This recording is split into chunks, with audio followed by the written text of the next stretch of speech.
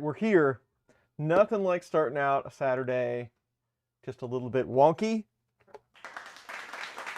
We still have clapping looks like it looks good. I do apologize. We always start at 10:30 Central Time, and yesterday I set the stream for 10 Central Time instead of 10:30. So we tried to get in gear and get in, at least join and start the stream a little bit early to make up for that. But we're here now. Everything is in the past. We're all good, and we do have our co-host. I'll bring her in at the moment. Hello. Clapping for her. Thank you. Yes, all is forgiven. Accident. It happens. Well, thanks for waiting. There's nothing like a finely tuned machine, such as a YouTube channel. We're like the Swiss watch of, I don't know, large clocks.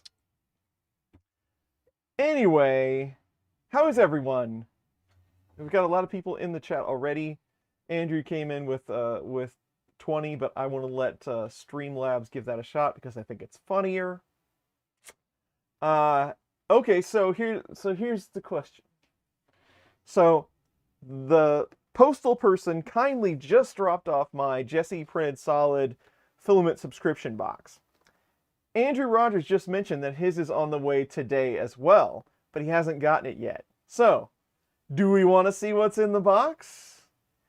Or would you like to be surprised by when you get yours? Oh, good question. What's in the box?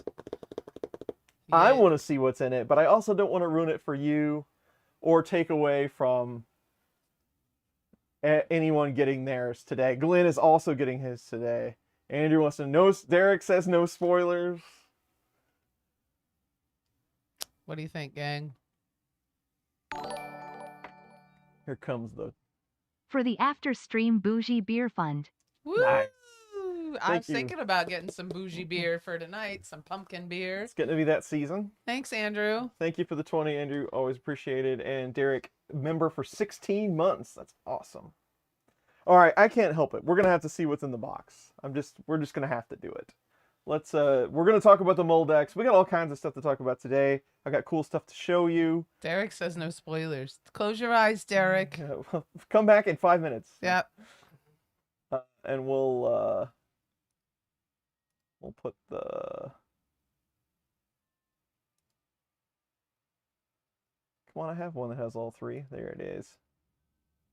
We'll put this up so I can show you what we get out of the box. Let me close my eyes and ears. Okay. We'll do it real fast. Maybe it's a rando month, though, and we don't have, like, a special exotic filament. So maybe it won't matter. I'll look and see real quick and tell you... So this one's easy. Derek, you can watch this one. This is a normal color. So we got a spool of PLA Brad's Orange, which if you haven't had Brad's Orange, it's a little darker orange, but it does have sparkle in it. It's going to be hard to see through the sack. Very nice color. Awesome color. Ooh, that might be pumpkin It is decoration color. Very pumpkin-y. Good for October coming up. Halloween-y. Okay, so you're in good shape. So this is also a standard color. So this must have been a random month. So everyone is going to get something different, I'm guessing. Or maybe they just planned on this is the Halloween box. I'll just... Rando spool time. Everyone's getting 2 random spools. All right, so everyone's is going to be different. So I didn't spoil anything for anyone. Well, good. That worked out. So there you go. So we got Halloween colors for sure. We got Soul Black glitter, so it's black with glitter in it. And then we got Brad's Orange. So trick-or-treat stuff for us. I like it. So awesome. I like it. I got some Halloween decoration ideas right now. Cool. Chris makes my Halloween decorations for the school.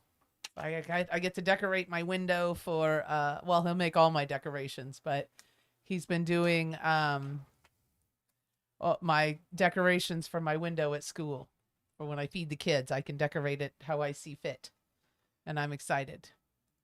Yes. And if you want to, you could bring up that picture on Google and show them the picture. I think I still have it on No, I have to see. Don't look. Don't go yet. Let me see if I still have it. People are asking about this filament box. So this is the Jesse filament box. It's available in the United States and Canada, I believe. 2 spools a month. I believe it is $39.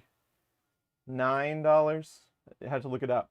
But I have taken a lot of time to make a website dedicated to Jesse filament boxes because you get random spools. Sometimes they're one-offs that you're never going to get again. So I made this website. So if you ever wanted to know anything about Jesse mixtape or the filament subscription, all of that information is right there, and I keep track of it. I haven't added the newest one, but we're going to do like quarterly updates. So if you ever wanted to know what we're talking about.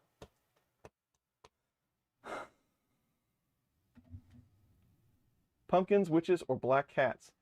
All of them. We do everything. I like jack-o'-lanterns, and I like, what else do I like?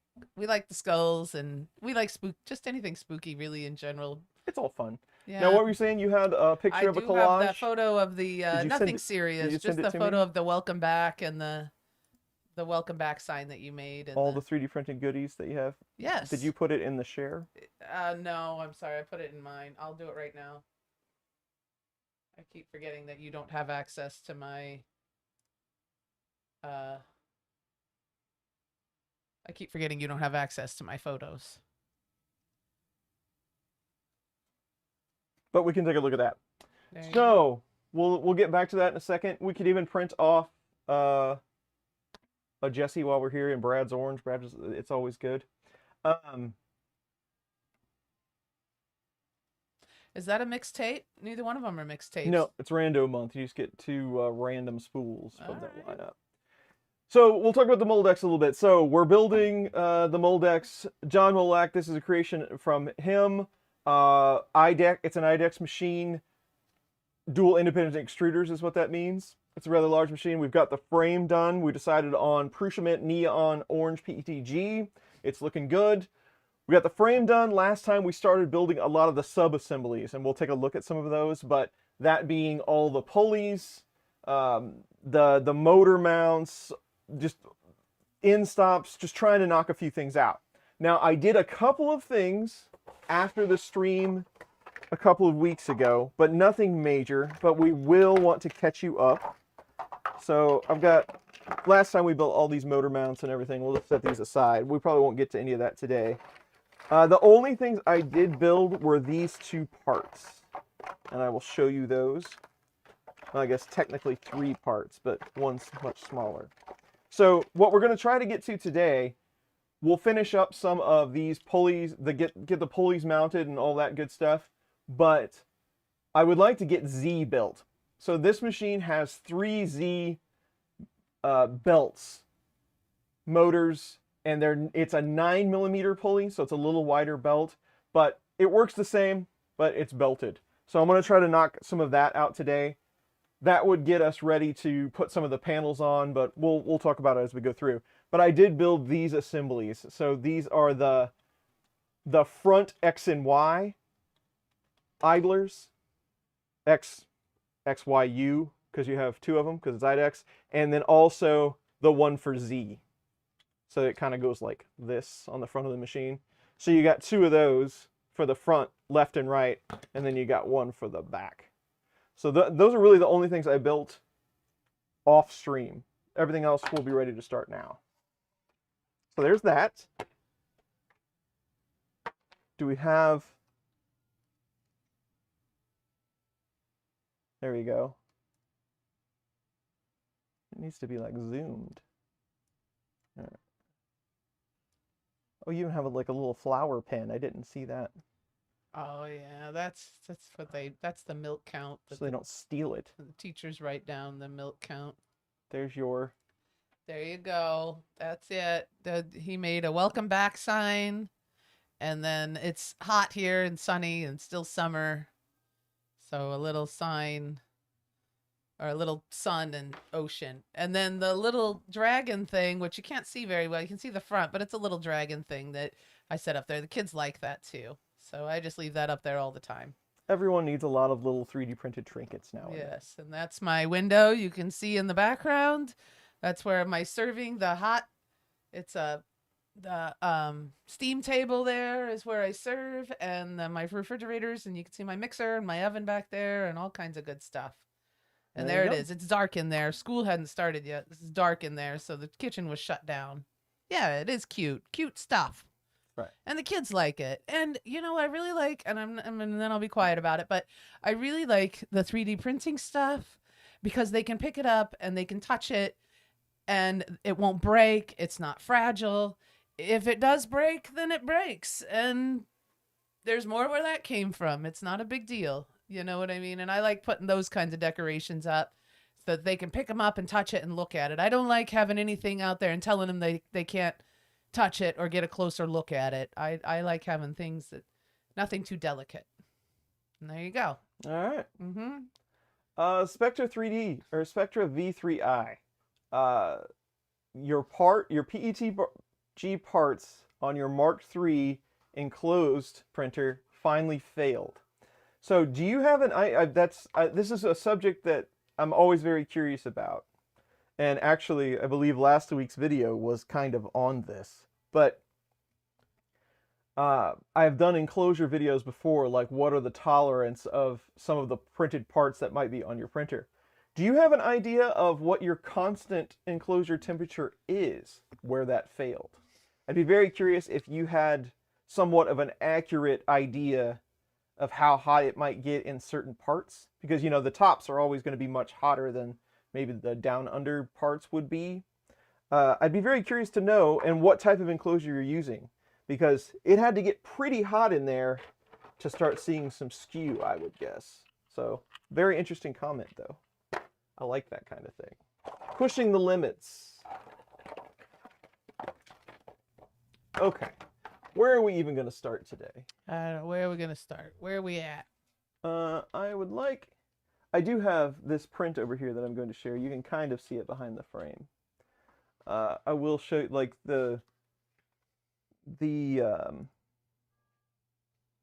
I kind of ad-libbed on the intent was for the frame to have adjustable feet. So, and you can kind of see them here in the camera.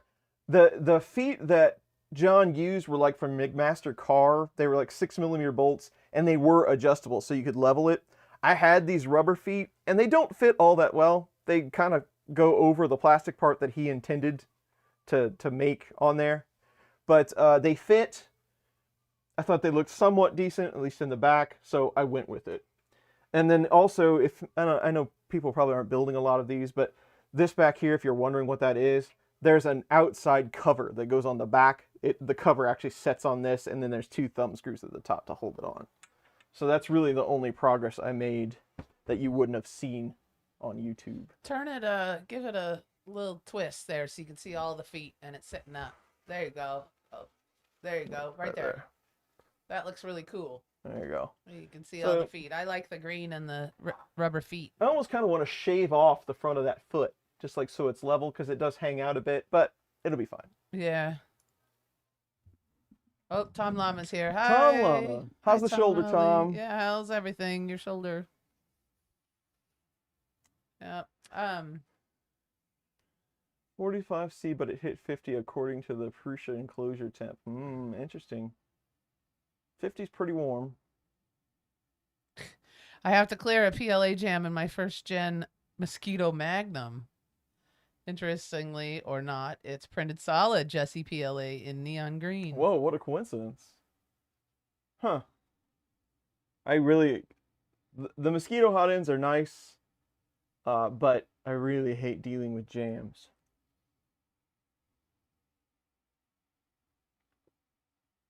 Oh, there you go. Rod's doing okay with his enclosure. The 3.5 and a printed solid enclosure with PETG parts operating at 40 to 50 C. No failures so far after the 5-ish years. Yeah, and that's what that's been the elusive thing for me over the years. And I've tried to do videos on it. I've bought FLIR cameras, and I've used multiple thermometers and, you know, stood in front of printer enclosures for hours on end trying to look at temperatures and how they interact, but it's not a science. So having, you know, depending on what the enclosure is made out of, all these different things, you could have areas in that enclosure that are super, super hot and you would never know it.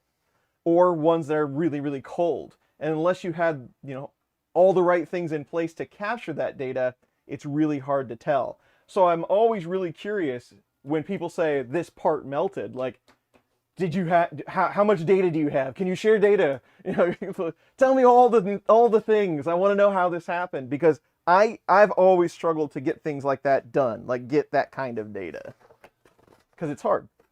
Data's hard. Yeah, it is.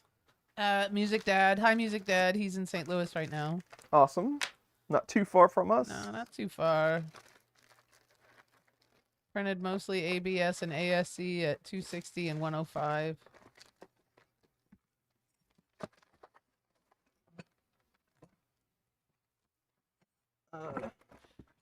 I recently have 2 blankets covering the enclosure. Yeah, some of you have probably seen that video, but a lot of the enclosures, hobby-based enclosures that are well thought out, let's put it that way, not me putting a cardboard box over it, or, you know, building a plastic cube that has no air holes. Not that. A well thought out enclosure usually sets around 35 C and can maintain that no matter how hot it gets because of how they've set it up. But if you would like to go hotter than that, you have to do something like that. You know, put a blanket on it, you know, insulate it, because a lot of them are made out of ACM, and it's going to always kind of, you know, regulate itself a bit. And I don't know, and I was going to say, some of you have probably seen it, but I did a video where I just foil taped a bunch of house insulation around the enclosure to try to get it hotter, and it looked like hell. I mean, it was horrible, but it did get really hot in there. So, yeah, do what you got to do. There you go. Tom Lama says, I'm not a sit around and do nothing kind of person. Can do it for a day, but after that I get antsy. Hear that. I'm kind of that way too.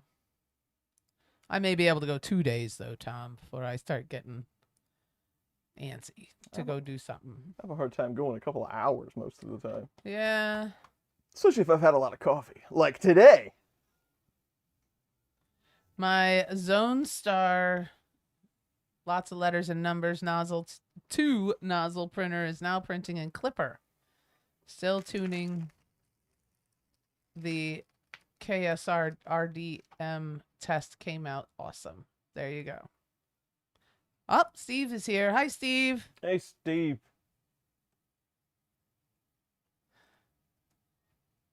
Try to Yeah, get in. Tom Lama's losing his mind.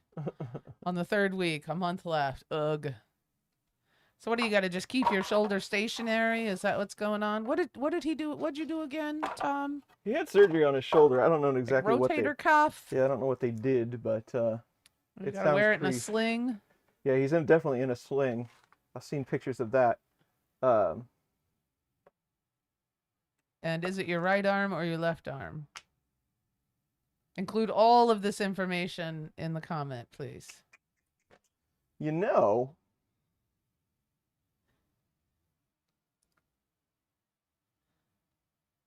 MMPPO. Do you know MMPPO? He says hi.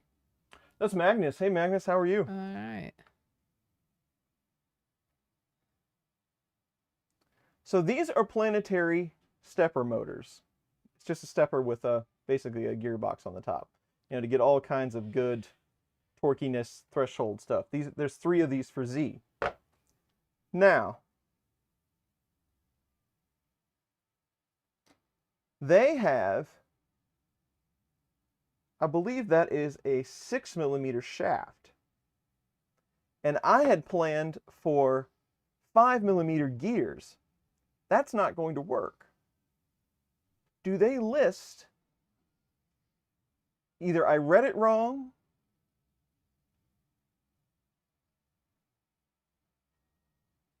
planetary steppers, yep.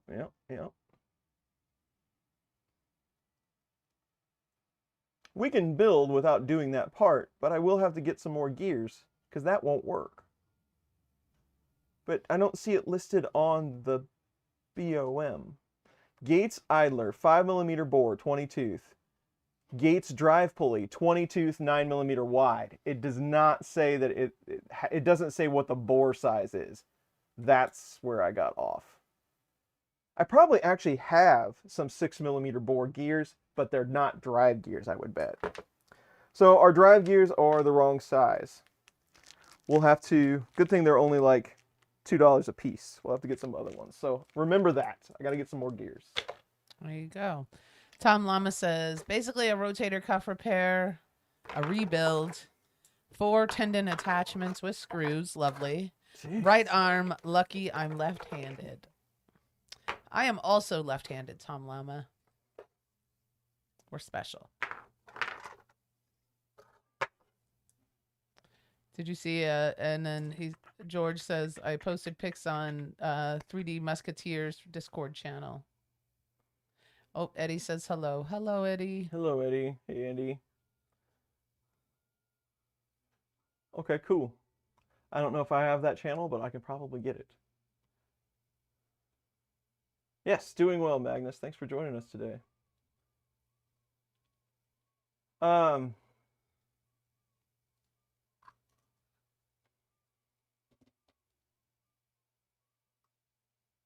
Yeah. So I think what we're going to do is let's get the other view here. I'm looking at a schematic of how this is laid out. Show us, show us. Not that exciting. Oh. I mean, I guess it is. If you're following along at home, it's all of the GitHub information and all that stuff is in the video description. But so basically, there's really no directions. This isn't a kit, right? This is just a design that we're trying to mimic. But basically, I'm looking at these drawings, and they're great drawings, but there's no, hey, do this, do that, in this order. So I'm just trying to decide what's the best way to handle this. So I think what we're going to do is we're going to get the rails out that hold the Z and fit those onto the parts. We have a few parts that need to go on these beforehand. We're going to fit those, then we'll take it off, put the rail on the printer, and then put the assemblies back on. So I'm just kind of thinking through what the best way to not have to do a lot of rework. There's always going to be rework. That's how it rolls in here. But not do a ton of rework. So we'll just work from there. Tom Lama wants to know why the geared steppers. Yeah. There is a coolness factor about them. I will say that.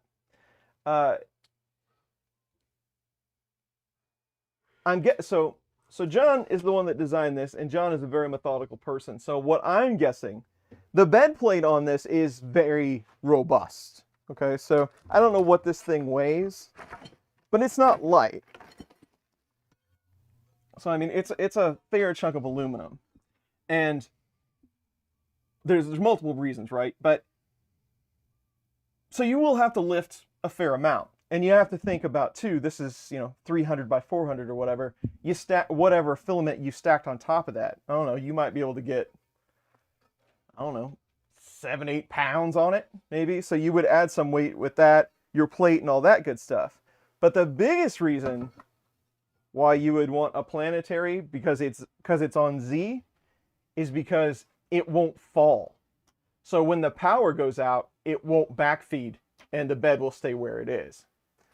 Having that planetary gear on there, it won't guarantee you that it wouldn't be a tooth here or there, but it definitely won't drop and hit the floor like a regular stepper would. So that's probably the biggest reason why they went that route. Okay. Anti-gravity motors. There you go. That's as good an explanation as any. Feels like there's been so much in the last 2 weeks, but then nothing for this whole week. We went to see Alien. What's it? We saw Alien Resurrect, or not Romulus. Alien Romulus. Mm-hmm. And then that was last Saturday. Yep. I didn't think much of it. No spoilers, of course, but what are you gonna do? Last time we. It was kind of funny though, because You walked out of the movie, like, not, she didn't walk out, but when we left the movie, she was like, nope, hate it. But then by about 9 o'clock or so, she was back on board. She was on board with it a little more than at the end of the movie. I had time to process a little bit. And I usually I do that too. I'll come out with a strong opinion and then I'll back off of it. I'll backpedal after I've had a minute to think about what I just saw and what I just said. I think part of the problem was, and again, no spoilers, but part of the problem, like, as the movie got going, it's the dorkiness of the characters. There was some shenanigans going on that it's like, come on now. But anyway. Well, I liked it. It was good. It takes place, and I don't think I'm spoiling anything for you. This is on the internet. It takes place after the prequel, so after Prometheus, and then after Covenant, and after the first movie, but before the second movie. So it'd be like 20 years in the Aliens timeline. It'd be like 20 years after the first Alien movie. 2092, I want to say, or something like that was. And then the next one would be like, it was 2110 in Romulus. I want to say, I don't know. That's what I'm guessing. And then I made him watch Prometheus. I don't know if you guys are into the Alien franchise or not, but we watched Prometheus, which without having, you got to read up on it or you're not going to be able. Ridley Scott is a genius and I'm all for it, but he's sort of a read between the lines kind of person. And that's where that would be one of my shortcomings. I'm not very good at reading, especially movies. Not very good at that. So I read up on it and figure out what happened there. That's Is there a timeline on Facebook somewhere about the time? Yes, there is. I'm sure there is. Let's see if I can find something. I'm not super sci-fi person, like watch them all, but I do like to watch movies somewhat intently. Like if I'm going to watch a movie, I would like to watch it. And the supposedly the first one or whatever confused me. So I didn't know exactly what was going on. Yeah. Oh, well, and then in this particular thing that I just looked up starts with the Alien versus Predator movies, which I did not hate. I thought they were pretty good. Hello, Knack 3D. Carl Brown is here. That's That's another thing we can talk about. And then it starts with the previous Alien movies. Let's see if I can find something here. This isn't what I'm looking for. We'll finish on Aliens and then we'll move to Carl. Okay. Carl? We're going to talk about Carl's, Oh, what yes, what we did with Carl last weekend. Yes. Knack 3D. Anyway, I can't really find anything right now, but there are Facebook posts and memes and all kinds of stuff that'll tell you about the Alien timeline series.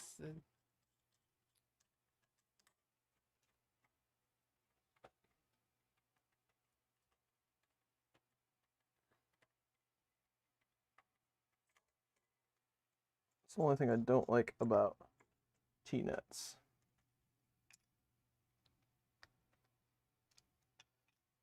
So, Carl, I guess you're listening. Are you cool with, I won't, share all of the information. Are you cool with me talking about your latest project before it's released, before it's revealed?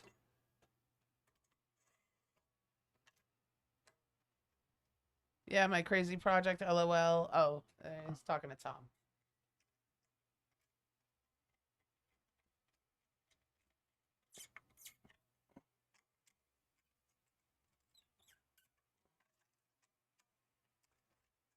Okay, so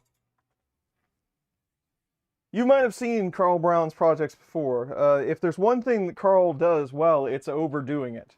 And no offense, Carl. Yeah, I mean, it's you know it's true. But if you've ever seen the White Knight belt printer, if you've ever seen it up close, the engineering on it is phenomenal. There is no stone left unturned. It is perfect in every way. It just looks really good. It's well thought out. Carl does a great job.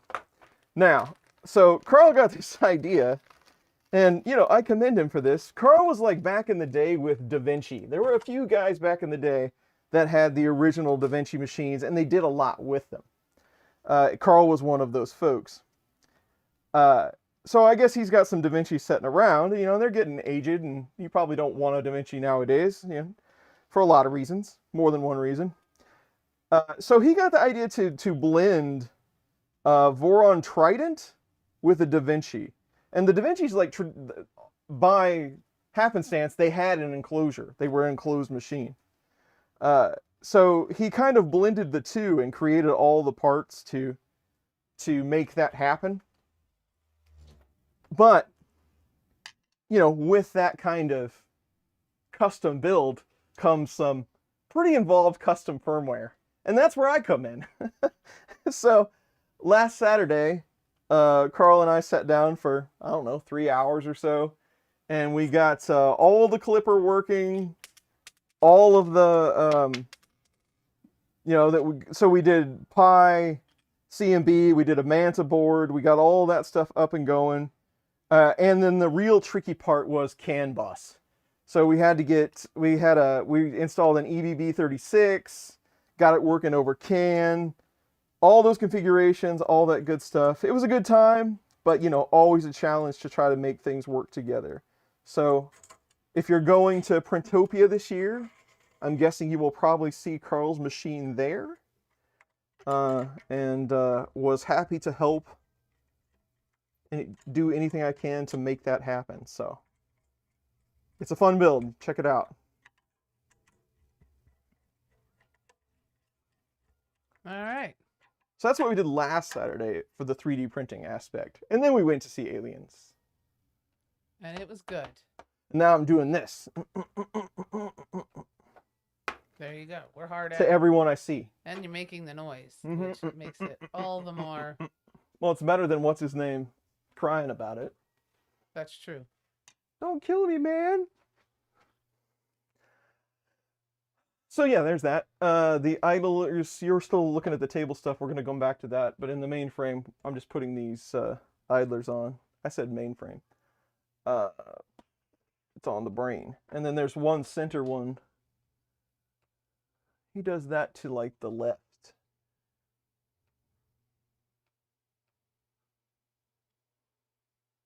Yes. So it goes back like that.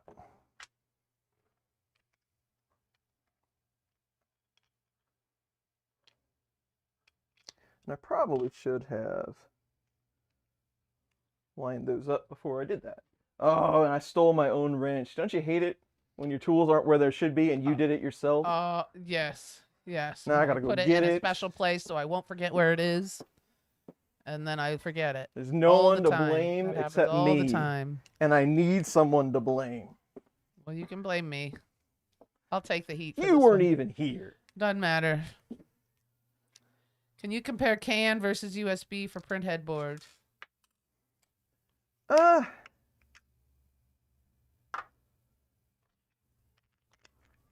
What would be a good way to compare that?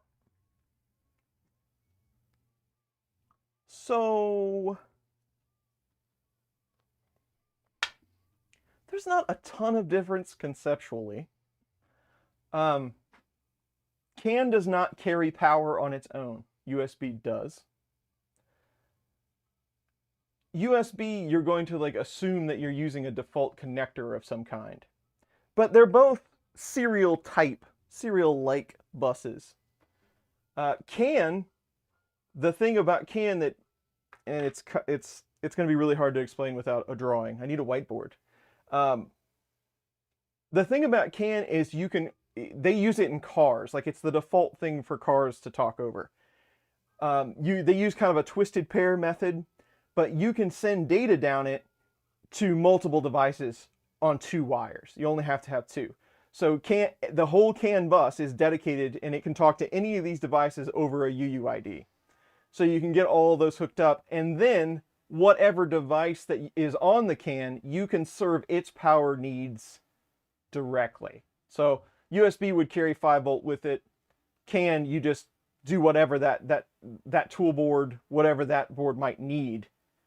You just prepare your cables in such a way, right? You separate your power and your data to keep those away from each other. It's just a much cleaner way to send that data so it isn't interrupted, and it's a dedicated bus. On even something like a 3D printer, you have things talking over the serial. You could have multiple things happening. It could be a screen, it could be a USB cable to your computer, it could be to the Pi, all that good stuff. If you go CAN, and not every board has a dedicated CAN bus, but if it does, if you go that way, you have a completely separated bus that is linkable. You can put multiple devices on just to handle the important parts. So it achieves technically the same thing, communications across a bus like that, but CAN is the more preferred way for essential devices to communicate with one another. That's the best way I can explain it, I guess. There you go.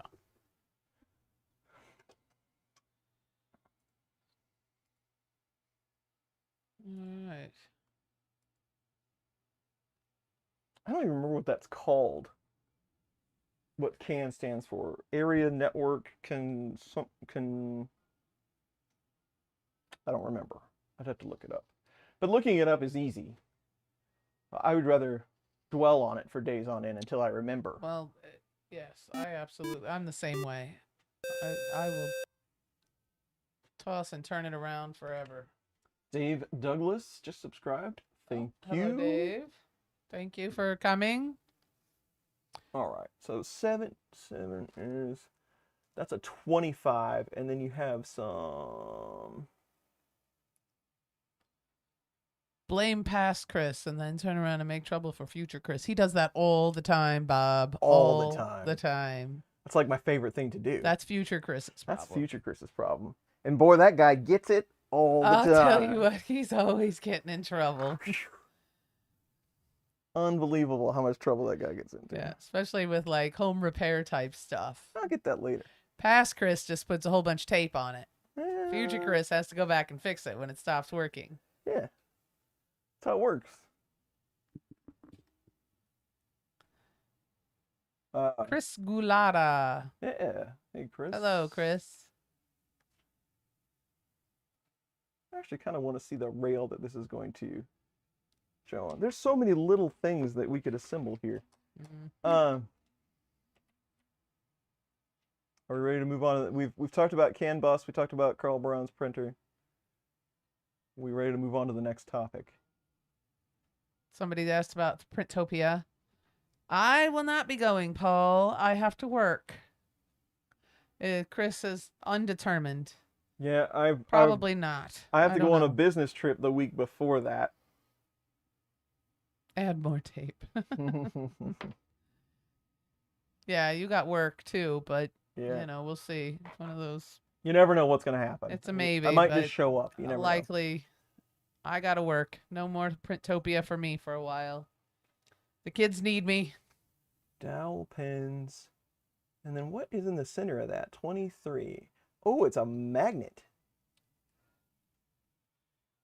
Ah, clever. So it's a 1/2 inch by 3/8 magnet. So I'm guessing that's a 10mm magnet. Lone Star Makers booth. Paul the Texan has a booth there. Sweet. Good for you, Paul. Nice. Hopefully people post videos and all that good Yeah, stuff. I want to so see it. everything, Paul. So, I want to see everything. yeah. Somebody take some pictures for us and then share them on Google and we'll put them on the stream. We like other people's pictures too. That's right. All 3D printing pictures, or not 3D printing pictures. Yes. There's that. And How far into the build are you? not very far at all. I'd say like 20% maybe. Yeah. Maybe 20%. This one's going to take a while, that's for sure. I got some magnets for this. Where did they go?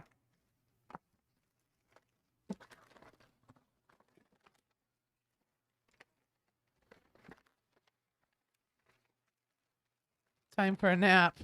All right. Oh. Why have you been up since 2? Do you not sleep well, or did you have something going last night? Or do you work at night, George? Hopefully it's not because you've been working on a 3D printer this whole time. Yeah, no kidding. Work. Boo. Boo. But happy Saturday. Get some rest, and then have good dinner tonight. Second wind! You bet. Oh, you third shift people. I don't know how you do it. I was on it for years, man. Oh my gosh. Completely understand. And I'll tell you what, 3D printer thing just happened. As it does.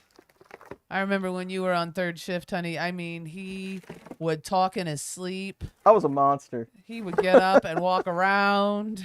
He Yeah. would scare me at night. One night, I remember this vividly. So our bedroom's kind of small compared to modern bedrooms. We got enough room for a bed and a dresser, but not a lot of room, you know.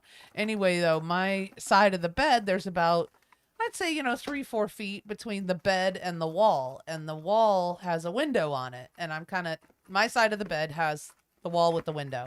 I woke up in the middle of the night to Chris looking out the window next to the bed. And I asked him, what's going on? What's the matter? And you were like, I don't remember what you said. You were like, there's somebody outside or something like that. You were dreaming. You were you were asleep. It took me a minute to figure it out, but you were asleep, and he scared me. He was dreaming. Was horrible. It was really rough on you some people can do it. Yeah. I mean, there's a lady across the street that's been working third shift as a nurse for years. She says the noise don't bother her. No problem. And on the weekend, she's around. I see her. And some people can handle it. I am not one of them. you do not do well working at night. It drives that's me for crazy. sure. George, good to see you. Oh, he works 3:15 to 8 a.m. Well, that's not so bad. Midnight to 8 was the worst shift for me. I preferred like 10 to 6. Because it was like, it was still super early when you got in bed. Right. But working midnight to 8, it's like, almost noon. And it's like, man, I don't want to go to bed now. Good night, George. Yeah, that sucks. Yeah, it was a bummer. You'd go to bed around 2 and sleep until 10. Yeah, there was just no good way around it. I'm so glad I don't do it anymore. You did not do well. So I definitely haven't worked second shift, then proceeded to work my third 3D printer until sunrise. Nope, not every night while building my Voron. Yeah. Never done that before. I didn't mind second shift, like 2 to 10 or whatever, or 3 to 11. I didn't mind when I worked that. I didn't mind those shifts. Although you're sitting around all day waiting to go to work. That's the only kind of thing that kind of stinks about that. Well, and your second shift, it always feels like you're either asleep or you're at work. That's it. Mm-hmm. There's a very few moments in the day where you're not getting ready for work or getting ready for bed. Yeah, those last 2 hours between 6 a.m. and 8 a.m. are the absolute worst. They are. I get up around 6, and it's when I wake up because I have to use the restroom at 4:30 or 5 o'clock, an hour before I'm supposed to get up. That is awful. And sometimes I try to just lay in bed and ignore it. And most of the time I have to get up and go. And then I'm awake after that. I mean, I may drift in and out just a little bit, but for the most part, I'm awake. So wake up at 4:30 in the morning and have to pee. Really stinks. Right before the alarm goes off. Really stinks. Oh, somebody said, Kali says I do 12-hour shifts, days and nights from 6 to 6. Yeah. That's a long, hopefully only 3 or 4 days a week, though. I would Hopefully hope not so. 5 days. That's too much. When I started out on third shift, I did 12-hour weekends. So I would do 6 to 6, 3 days a week, like Saturday, Sunday, Monday. And it was nice having the extra days off, but when you do 12 hours, that's all you do. You just that whole day, you can't do anything else except work. Yeah, you work and sleep. Hi, Sergio.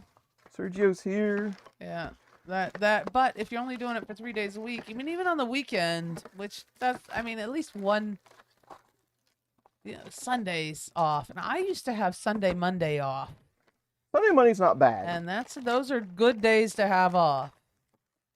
If you got Saturday night to go play, and then you're off on Sunday and you're off on Monday, that's not bad. I didn't like, but it's the random. You get Tuesday and Thursday off. Those days are terrible. Or Monday and Thursday, or so. I don't like to split my days up. I thought sure we bought some larger magnets for this, but I sure don't know where they went. They're not on this All right. cart over here, are they? Today's going to be the day of missing parts. I can just sense it, feel it. I thought they all made it to the tub. I've been really good about organizing things lately. But magnets are tricky. In my defense, they like to grab things and jump wherever they feel like going. In my defense. Yes. I don't think you're buying that. No. No, I'm not. Well, forget I said it, I guess. I'm sorry. I don't believe it. I don't think you are sorry. All right, so I can't find those magnets either. So why do I need a magnet? So this is actually a very clever design, but it's going to have a pretty good sized magnet to work. So imagine, if you will. So the bed sets on top of this. So there's 3 of these arms, 1 on each linear rail. You can see the pocket there. So the bed sets on top of this arm. Well, inside this arm, there's a round magnet that goes in this hole. And then there's 2 dowel pins that slide in from the side to separate. I don't know, just kind of put one in there. It's probably, if I push that in there, it'll never come out.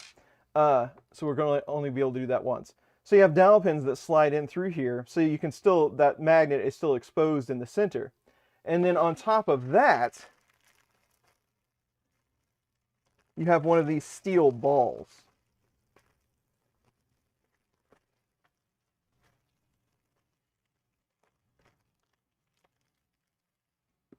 Like that. I can't ever find the camera. So that sets on top of the steel ball. That sits on top of those rods, but the magnet is still keeping it there in place. And then on the other side, you have thread that goes on a bolt that screws down to the metal bed plate. So that way, when you do your 3-point level, and I'll do it out here, when you do the 3-point level, it's doing this number. That ball will ride on those pins held by that magnet to allow it to move around. It's a pretty clever design, but obviously you have to have the right parts to make it work. So we're 2 for 2 today. We need pulleys and some more magnets. Excellent. I love ordering stuff. Tom Llama says, sweep the damn floor and you'll find half that stuff. I like it. Here comes Tom Llama Dad. All right. Glenn Hogue was talking about his 6 to 6 shifts, 6 to 2 shifts, 2 on, 2 off, 3 on, 2 off, 2 on, 3 off. Like, I guess it was a rotating thing. That's a little rough. And you got to keep track. Yeah. And he said on the 3rd day, if you had to do 3 in a row, it was really hard. It got really difficult, especially after midnight. I could see that. The drive home's the worst part. You had trouble too. You were falling asleep at stoplights and stuff. Yeah, Scared me to death. That gets dangerous. You don't want to do that. Don't do that, kids. That will hurt someone. Sergio says, when I do server admin, I wait until 2 a.m. so it's much quieter, both outside and in the machine. Was maintaining my mail server this morning. I do all my changes at 2 a.m. We're 2 a.m. bros. Got to keep the super magnets far away from your hard drives. That's a good pro tip. Pro tip. There you go. Hopefully you didn't learn that from experience. Hello, Brian just by Birmingham. knowledge. Yes. Hopefully you didn't learn that the hard way. And your credit cards. Pro tip from me. You don't want those cards going bad. Oh, yeah. There's money to be spent. It's true. What the? That's this one. Cool. Well, at least we can get some hardware and stuff in place here. There's plenty to do, so we'll get working on some of the other small assemblies here. Yep.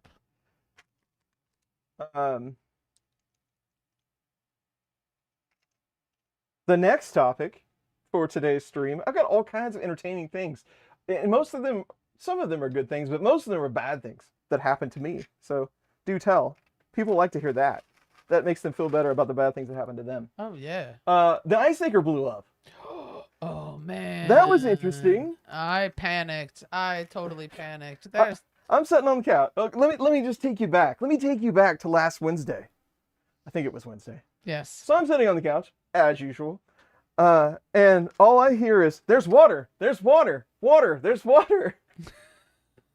And I get up and I come to the kitchen, and sure enough, there's a waterfall coming out of the pocket where the water thing is in the fridge. Just kind of, like, oh, cool.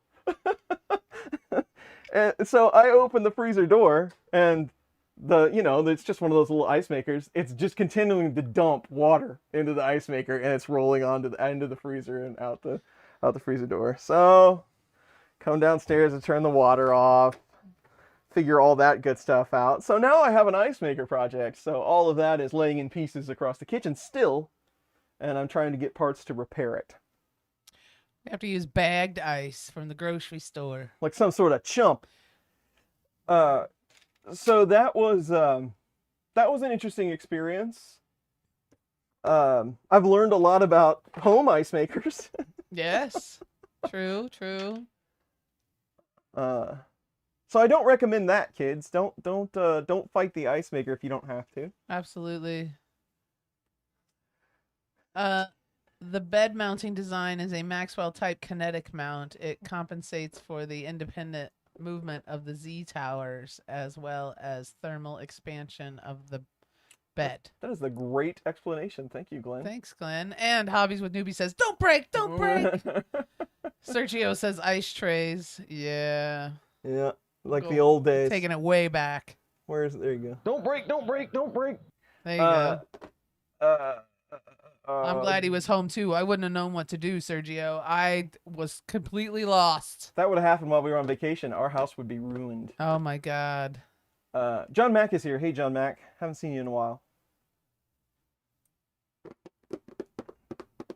Who is John Mac? Oh, John Mac. His name is John Mac. All right. Good to know. He's just a good dude that 3D prints stuff. All right. Hi, John. I don't know if you remember. I still have it over there. In fact, John Mac is the guy that made me the embroidered hat with the Christmas base on it. Yeah, nice. Yeah, very cool. Yeah, we still have it. Oh, yeah, it's over there. I would never get rid of that. Yes, it was a good thing that we were home. It would have been really bad. And I'm glad he was home because I had no idea what to do. But now I know exactly how to turn off the water to the fridge. There is a valve right here at the bottom of the stairs. Knowledge is power. I just reach up and turn off. There you go. It's above this window. You can't see it you can't see it, but it's right above the window. There's a couple of pipes there. That's where the valve is to the refrigerator.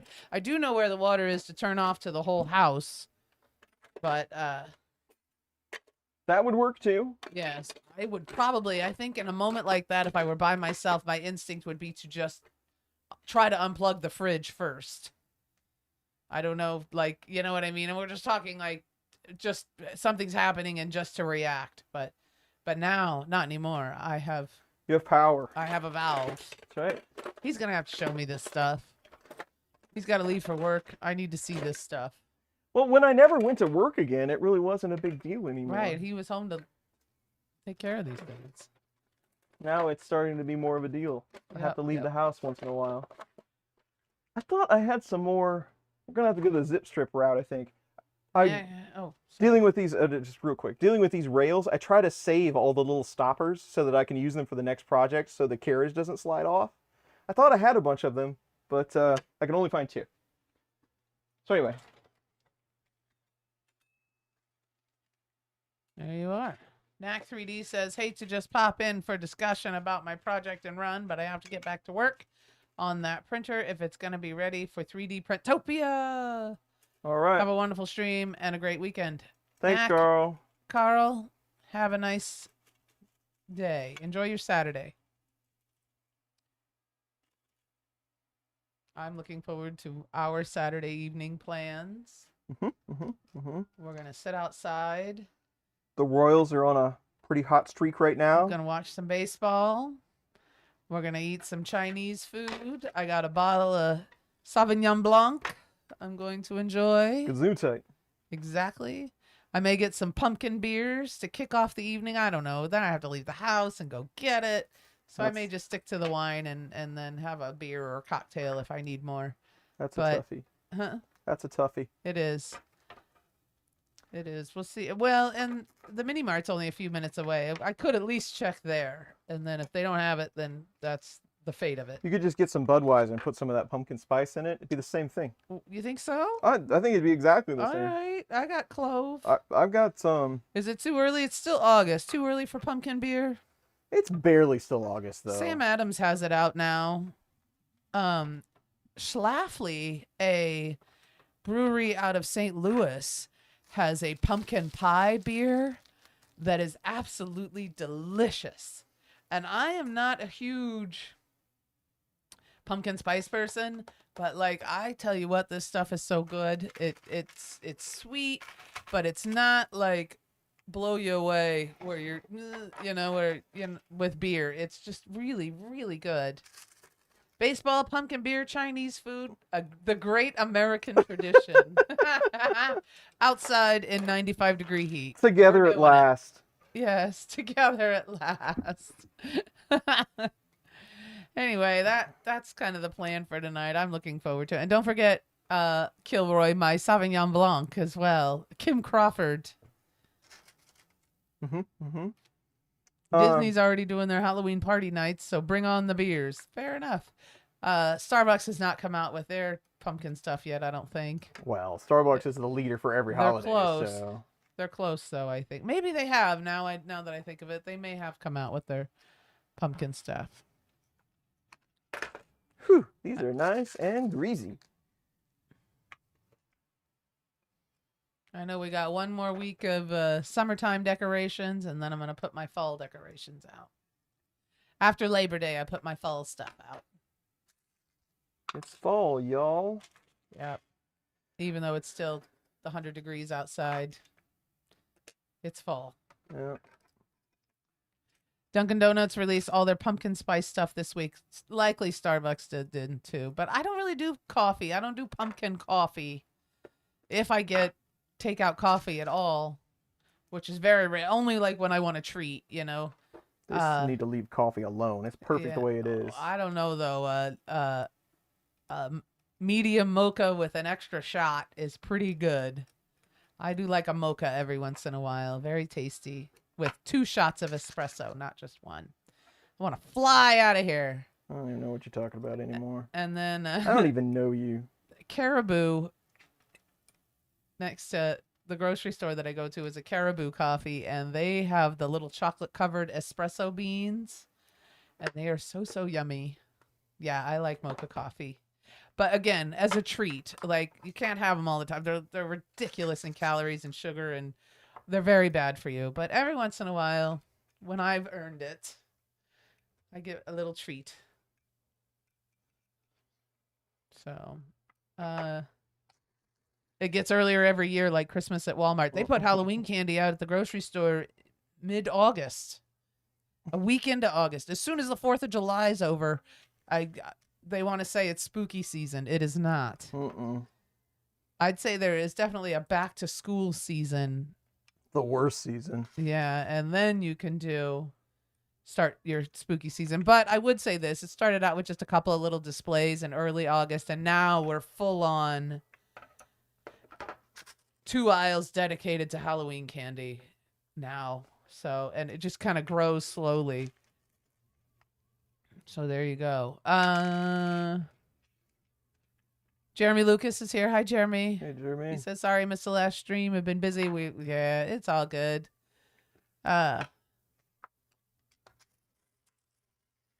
they're not the most interesting streams in the whole world. Yes. But we're here with you, and that's what makes them Yeah. interesting. We're just hanging out. There's something else around the ice maker that I was going to say, and now I can't remember what it was. I don't remember. Paul the Texan says, I live by the trucker's motto. If you wanted a cup of cream and sugar, why'd you order coffee? I agree. John Mac likes the Costco Mocha Freeze. I do not care for iced coffee, but I know a lot of people that do. And I'm sure I would like it. If somebody bought me one, I would not turn it down. How about that? Black coffee is enjoyable with good lighter roasts. That's all we do is black coffee around here. We're Folgers, classic roast, black coffee. Basics. Hi, Ralph. Ralph Carnes from Toronto. Hello. Hey, what's the weather where everybody is? I like to do the weather chat. Here it is.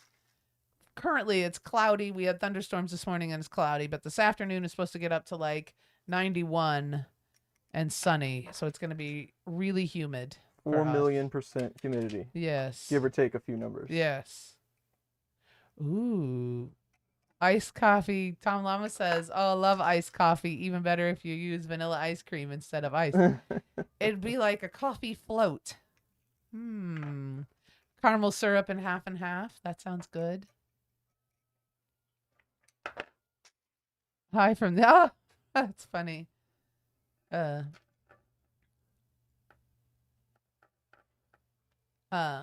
SLC. Where's SLC? Salt Lake City. Yeah, I knew that. Sorry.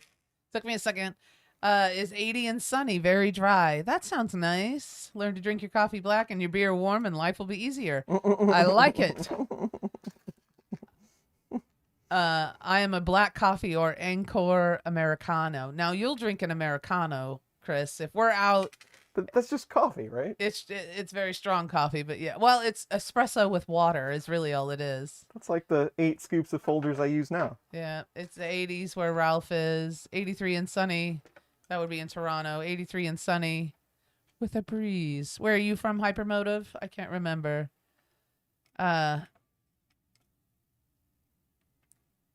then John says, I don't like iced coffee. I like the blended icy type. There you go. We went to Smoothie King and they had something like that. It was pretty good. It's like a coffee shake. It was pretty tasty. Smoothie 80 and sunny in Canada where Rod is. There's weather outside. But it's also where the people are. So now 58 and foggy. Oh, yeah, you're in San Francisco. That's pretty much the norm for you guys, though, isn't it? So no. I totally get that. I can hear somebody saying that, and I totally get every bit of it. Yes. So no. Sometimes I get that from you, and they're like, hey, you want to go do this and this and this? No. No. Andy, it's actually sunny and nice and warm here, 58 degrees. All right. That's in Fahrenheit. Thank you, Andy. Yeah, we'll take a win. Here in North Wales, it's been a really nice day for a change. You got to take little Eddie and go sit outside for a little bit. Just go sit in the sun. Feels good. What, he's got probably like 6 p.m. there now. 5 p.m. maybe. Yeah. 80 and sunny in Connecticut. Been nice all week. Humidity building again today, though. Yeah, it's going to be nasty hot. Like humid today for us. Both our hairs are going to frizz. 4,000,000%. Yep. Standing by it. Yeah, exactly. I am Baltimore. The weather at the end of September and early October is so nice. Dalpin. That I will be missing this year. The weather in Baltimore. They have really nice weather there. It's gorgeous there in the fall. That and the aggressive driving. And I will never forget that. They waited for the guy to step in front of their car before. You loved that. That was hilarious. Was the best. It was the best. This guy was jaywalking. We were in Baltimore doing our thing, and I just happened to. This guy was jaywalking. He wasn't using, he wasn't using the crosswalk. He was cutting in between the cars, and the people would actually wait until the guy got in front of their car. Honking there. It wasn't everybody honking in unison. They were waiting their turn to honk at the guy. Now they- it's my turn to honk at you. Right in front. They gotta be would right give in it to front. him. Yeah. I've never seen anything like it. That's- You know, in Missouri, we might do something like this. You know, Midwesterners are kind of, we get mad about stuff, but we don't want to get our ass kicked. Ooh, I said the A word. I'm so sorry. Excuse me. But we don't want to get in any, we don't want any real conflict. So we might do like this kind of business and the, you know, get mad, but we don't honk at people really. Might a little toot, but nothing serious unless it's really bad. But I never seen anything like that. It was really funny. That's big city driving for you right there. You betcha. Good. Well, and that guy those people that honked at that person do that probably 3 times a week. Yeah, it's nothing special for them. It's their pleasure to continue to do that because that is just big city driving. Yeah. Mad Mike's here. He's eating a snack with his wife, All right. watching the stream. Beautiful day. Awesome. Good to see you. Yes. 83 and sunny in Alabama. That's a nice day. Oh, it's supposed to get to 90 though. Boo. Arizona's cooled off, only 102. All right. That's fall weather for you guys. It's been a nice he's been on a nice long walk with my neighbor this afternoon. He's just been playing outside and now he's attacking one of his toys. That's Eddie. The thing I always lose in the shop is button cell batteries. I have dozens of them and never able to find them. I buy those by the roll, because I'll drop half of them, but you just gotta buy in bulk. What kind of snack are you eating, Mad Mike? That's what I want to know. Snacks. It's 5:30. Oh, well, a little late for sitting in the sun then, huh? It's 5:30 there in England. So those on top are M5 by 25s. 14, 17. And then what is that on the bottom? 3.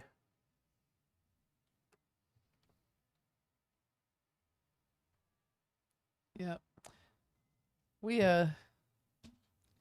But yeah, we still got some hot days ahead of us, but fall is right around the corner and I am looking forward to it. I'm not necessarily looking forward to winter, but I am looking forward to warm days and cool nights. That's really what I'm looking forward to. 80s, low 80s during the day, and then 60s at night. I love it. Must be 12s. Light the fire pit. Look at fire. Good times. Jeremy Lucas has a slicer question. Have you ever put Prusa Slicer on a Chromebook? Sure you have. Or have you? It's been a long time since I've done anything with a Chromebook. I don't think that I have ever tried. I've installed it on Linux native, and Chrome is a Linux version, but it's somewhat locked down. I don't think it would have to be in the last 8 years I have done anything with a Chromebook and slicing. He's having trouble getting it done. I could see where it could be a challenge for sure. It just popped up on my laptop that now we're under a heat advisory. Super excited. Sounds awesome. Yeah, but we've had those before.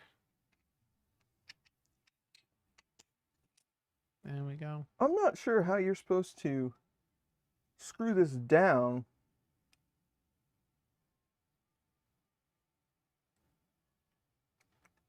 Because it's going to, no matter what, it's going to be in the way of the screw holes. In the part that they show in the drawing, it has open tops. I guess the open top would allow you to do that. So maybe this part didn't get updated. Luckily, it's only one part. But I think you would have to have an open top to get that done. So let me explain. Allow me to explain. So, this is your third Z idler. Maybe I should do it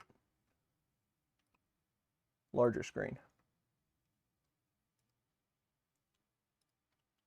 So this is your third Z idler, right? It's at the top of the printer. It mounts on the extrusion like this. Well, you need to be able to adjust it, to tighten the belt. So you have a piece that it slides on. It goes like this. But to attach said piece for mounting, you have to be able to get those screws. Well, so you could attach that and then you could slide this on. That would cover up the screw heads. That's all fine and good.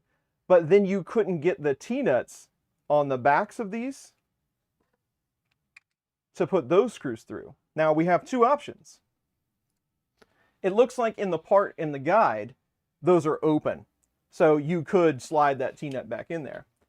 Or, being that we've built some 3D printed things before, we could use roll-in T-nuts. Since there's only two of them, it's not that big a deal. We could use roll-in T-nuts, put those on there, and just go ahead and use this printed part. And if I were me, I think that's what I'd do. So we might do that.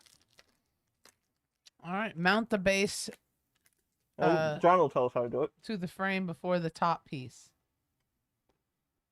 There you go. And then Kilroy says, I'd just put Mint on a Chromebook and call it a day. What is Mint? Is that a slicer setting? It's a version. It's a version of Linux. There you go. That would allow you to do that. Yeah, mount the base to the frame. There you go. Well, if you mount the base to the frame, so let me make sure I'm thinking about this correctly. You mount it to the frame.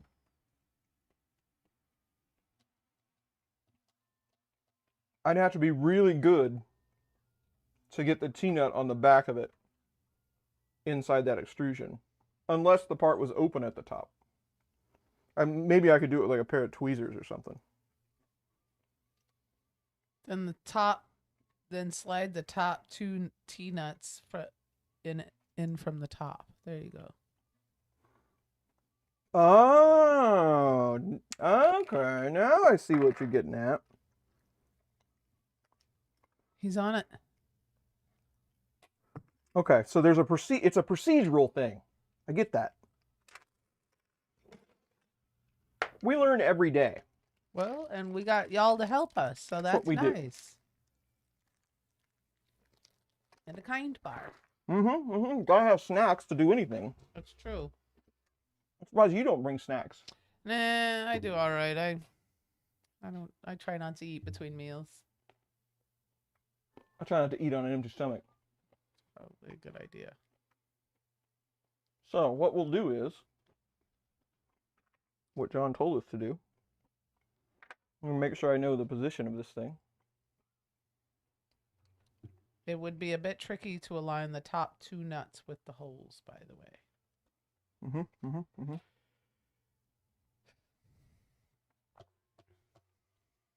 Got to keep the sugar up for the brain to work right. That's right. exactly what's going on. Gotta keep the power. Got to keep your blood sugar up. I think we're gonna have to increase our AC amount. It's hot in here. It is warm down here. Good thing I can do that from my phone.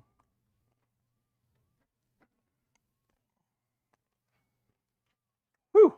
He can control the thermostat from anywhere. Have so much power. I was traumatized as a child, so I don't touch the thermostat. Even when I do, I feel like I'm doing something wrong. Because you are. Stop I don't touching know. I think that's a Gen X thing. If you're, I don't know. Mom said not to touch the thermostat, so I don't. And now, even as an adult, I just complain that it's hot or cold. I won't get up and do anything about it because I'm not allowed to. Yeah, it's not like this is your home or anything. No, I just live here. No, I don't know. I will kick it down, like if I'm moving around, like when I'm cleaning the house and stuff. We usually keep it like 72 in here. If I'm cleaning the house, especially if it's real humid outside, then I'll kick it down to 70. But nowadays, though, it was the old turn dial thermostat. So you turned it and that's where it stayed. But but now I can put it on, 70 degrees or whatever, and then at 5 o'clock it'll go back on its regular schedule, or whatever time it'll go back on its regular schedule. So that's kind of nice that it doesn't just run. I have an app on my phone to change the thermostat, and I still mostly just complain that it's too hot or too cold. That's what Chris does too. Well, no, you don't really complain. You fix it, but you do have the app on your phone. It is kind of nice though when we're on road trips. We'll turn the AC. We'll make it 76 in the house, And then when we're on our way home and we're about 30 minutes out, we'll change the temperature. So there you go. It's August and raining in San Francisco. That's very rare. Oh, good to know. It can rain here at any time. We have no, in like dead of winter, late January, early February, it is very, very dry here. So it would be, it's weird if it rains and if when it does snow, it's that weird, wispy, dry snow. It's not even like good, fun snow.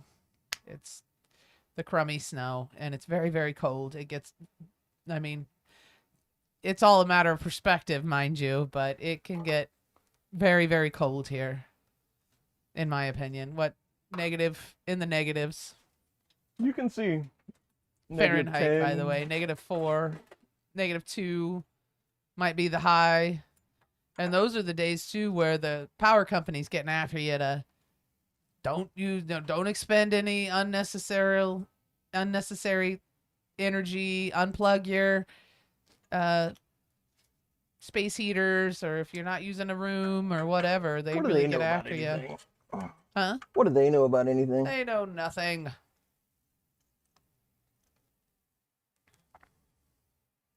So I would like to have these like somewhat similar, but I don't know that it matters a whole lot. 7, 5, 6, 7, 7, 5.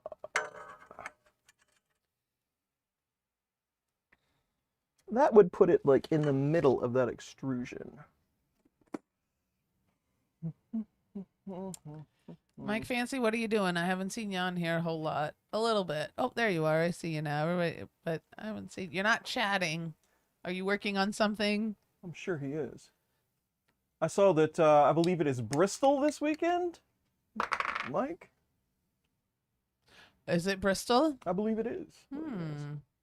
There are thermostats that will do all that for you with geofencing. What's geofencing?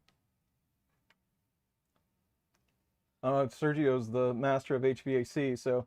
Give me the short version, Sergio. Daytona's cool tonight, Mike says. Oh. Ah, Daytona.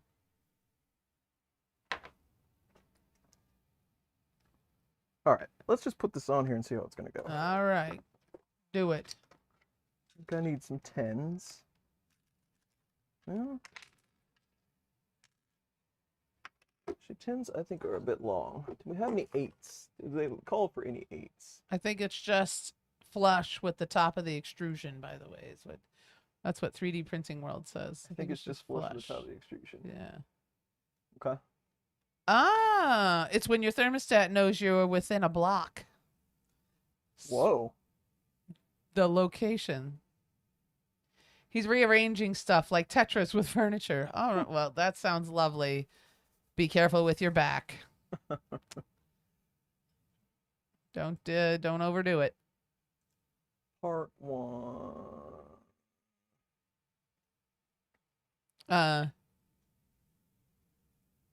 5 by 10. Those are going to be too long, though. You got your phone and your thermostat talk to each other. LOL. I don't know about that. I mean, Google knows where you are anyway. I guess there's no point in trying to avoid it. It's... Don't fight it. Yeah, you're there. Safety third. Safety third. Lift with your back. Safety third. When you're lifting, make sure you twist a lot. The thermostat will see that you're on your way home and will set it for you. Yeah, I guess that's kind of nice. Skynet. I was going to say, next thing, the Terminator's showing up. That's right. And he found you because of your thermostat and your phone. I always imagine Terminator shows up and he goes, Sarah Connor. And I go, I'm a guy. And he shoots me anyway. Shoots you anyway, yeah. That's not me. You got the wrong house. No. I think she lives 2 doors down. No, over there. You're still dead. The guy with the crappy lawn. That's him. Yes. You automatically, if Terminator showed up, hoarder, you would automatically turn that into smiting your neighbor feud. The ultimate. You win. The guy with the barking dog. That's him. Yes. That's what I'd do anyway. Yeah.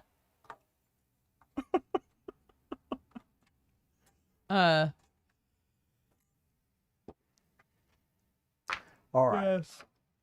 So, You can set the distance too. I guess that's pretty handy. I like it. 25. Right.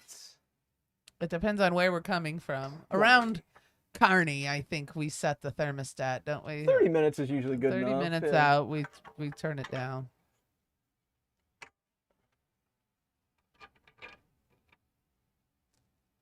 He is correct. That would be a 25. Oh, Sergio says you can avoid it, just don't use Google. Look,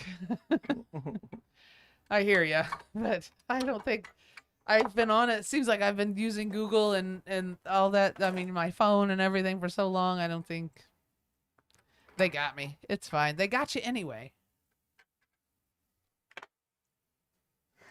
If you think that they have you anyway, then your conspiracy is not set high enough.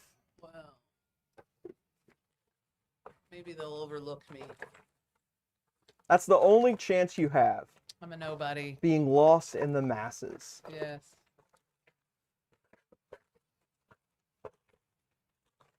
Oh, no. You don't want me. I'm old and stringy. I'm old and stringy. Right. No private joke between me and Chris. An old joke. An old joke. Data is Now I like feel like grains we of owe sand them on the beach. some explanation. Huh? Now I feel like we owe them explanation. All right. So a long time ago, Let's just preface it with I was talking about eating our dog. we were talking about eating the dog. And if it really got bad, this was right when Walking Dead first came out. We were talking zombie apocalypse and how the first sign we'd be breaking into the school. Ironically enough, we did have a pandemic and I did not break into the school and steal all the food. But you thought about it. Anyway, but we thought, well, we may have to eat the dog. Chris says, on behalf of Hanky at the time, and behalf of Hanky, you don't want to eat me. I'm old and stringy. I'm old and stringy. Yeah, so that's where that joke comes from, is you don't want me. I'm old and stringy. Pretty funny. Yes, so there you are.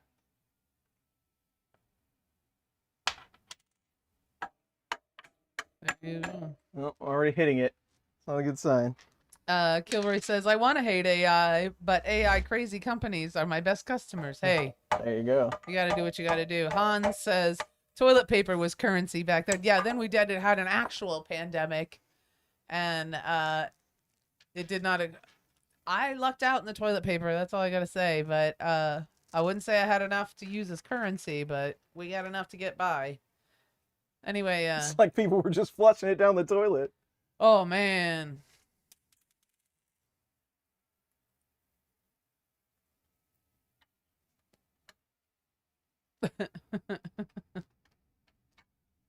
Yeah, if you can line these up before you put it together, you are a better person than I.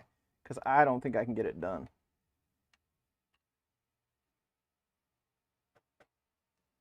I don't think I can make it happen. Sergio says, when I grew up, the phone was on a little table next to the door and it didn't move. We still keep our... Oh, my emoji is blocking. We still keep our phone there and rarely take it with us. Well, good. That's good. I can't seem to live without mine. Mine is glued to my hand at all times. And there's so much valuable information that comes from it. Everything you need to know. And as far as AI goes, it's really handy. I like it. It spooks. It scares me, but I like it. So It scares me, but I like it. it does. It scares me, but I like it. It helps me write things and gather information. It has all the answers. Like eating food that's raw. I believe in you, Chris. You can do it. Thank you. I appreciate that. Isn't there a setting to get rid of the heart emoji button? Oh, probably. I just, that's all right. Am I an Android or an iPhone? I am Android. I am Android. We are Linux people. Chris has an iPhone, but only because of his work. That's the only Apple product there I've you ever go. owned.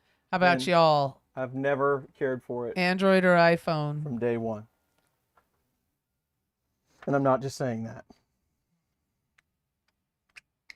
There you go. Carr says, I'm okay with it doing creative writing for me, but I don't want it prescribing my meds. Fair enough. And you know what? I think I feel exactly the same way. It's helped me write some very nice things. And I do not, I try to, I'll take what, use it as an example, and then I will write my own nuances with that. So, Android. Have you tried Circle to search on Android? No, I have not. Android, I have a macro for work and only Apple product I have. Paul's an Android, Sergio's an iPhone and an iPad. Now I understand if you use Apple, if you got all the stuff, because Apple only talks to Apple. So that I get that. Mac, iPhone, old school Nokia, iPhone since the 3Gs. Long press the circle icon at the bottom of your screen and then circle where. Oh yeah, I do that. I do that, Hans. I do it. Yes, I do that, and it's very handy. It's very handy to look stuff up, especially on some of the apps you can't do a copy and paste, so you have to use the AI Circle app. It's really handy. iPhone forever, Glenn says. Macs over the years. I go over the original Apple too, but I'm typing on a Dell running Ubuntu Linux. Yeah. iPhone and Mac with a couple of Linux boxes. Andrew Rogers. Android for many years, but not iPhone. I am an Android person through and through. iPhone had both over the years. Both are fine. I use the iPhone because it syncs with the computer and iPad so I can make calls. That'd be the only reason. For me, anyway. Yes. Rod has an iPhone now. That's what he's saying. Apple talks better with other Apple stuff, but it doesn't talk only to Apple. Oh, excuse me. Android since G1. iPhone, MacBook Pro, iPads, Apple Watch, Apple TV. Mike's fancy's an Apple guy. You do it. Hello. Welcome to the stream. We're discussing Android versus Apple. I gave my MacBook Pro to Llama. Sergio says. Yes, it's a sick search tool. I saw the dude had a neat camera mount on his backpack, took a pic, and used the circle to. That's exactly what I've done it too, and it's super handy. Back in the day, I had an iPod. Hated the way it interacted with Windows. You do it says 3D Printopia in a month. Yeah, it's coming up fast. Hello, John, by the way. Hello, John. Sergio says, I was an independent app developer, so I had all the phones, including a BlackBerry. Chris had a BlackBerry. That's not impressive. It just means I'm old. Well, I had the Motorola Razr, the flip phone, and I wielded it. She thought she was so fancy. I still haven't upgraded from MI, keeping me blissfully living since 1966. What's MI? Mad Mike. He says moron intelligence. I don't. Not AI. Oh, I see. I see. And it's working for you. So you just keep on keeping on, man. Right. I still have my razor. Good for. What color was it, Paul? Mine was red. Software engineer for my entire career, still going. Oh, you're sorry. You do. The Moto Razr was amazing. Yes, that was my last non-smartphone. Was the Moto or the Razr, which was a little more narrow and smaller. But I had a Razr, and then that doesn't even sound like a thing. I believe it was called the Razr, wasn't it? I The don't little know. smaller version. I don't know. Still has his Motorola Razr in the box. It still powers up. Good. Razr still the best phone ever because it was a phone and it worked. I still have my red Razr. I used to be the T9 master. I mean, I could hammer out a text with T9. I never got it. Oh, I was so good. It might as well be an alien language of some type. Oh, I got real good at it. Mine was pink. Don't judge me. I got it free. No judgment. Pink phone, still a phone. Yes, but when you were talking to someone on it with gusto, and then you wanted to teach them a lesson, did you slam it by closing it quickly? Because I know someone that did that. You've never seen a sassy flip phone snap. You got to do it with it's all in the wrist too. You really got to let them have it. So you have it, you're doing it, and then you got to give them a little. You got to do it with flair. Yes. Yes. That's what I remember about your phone. That was my favorite part. Nokia had a small phone that rivaled a keychain. My first home computer was a DEC. T was the czar. Is that what I'm saying? CRZR.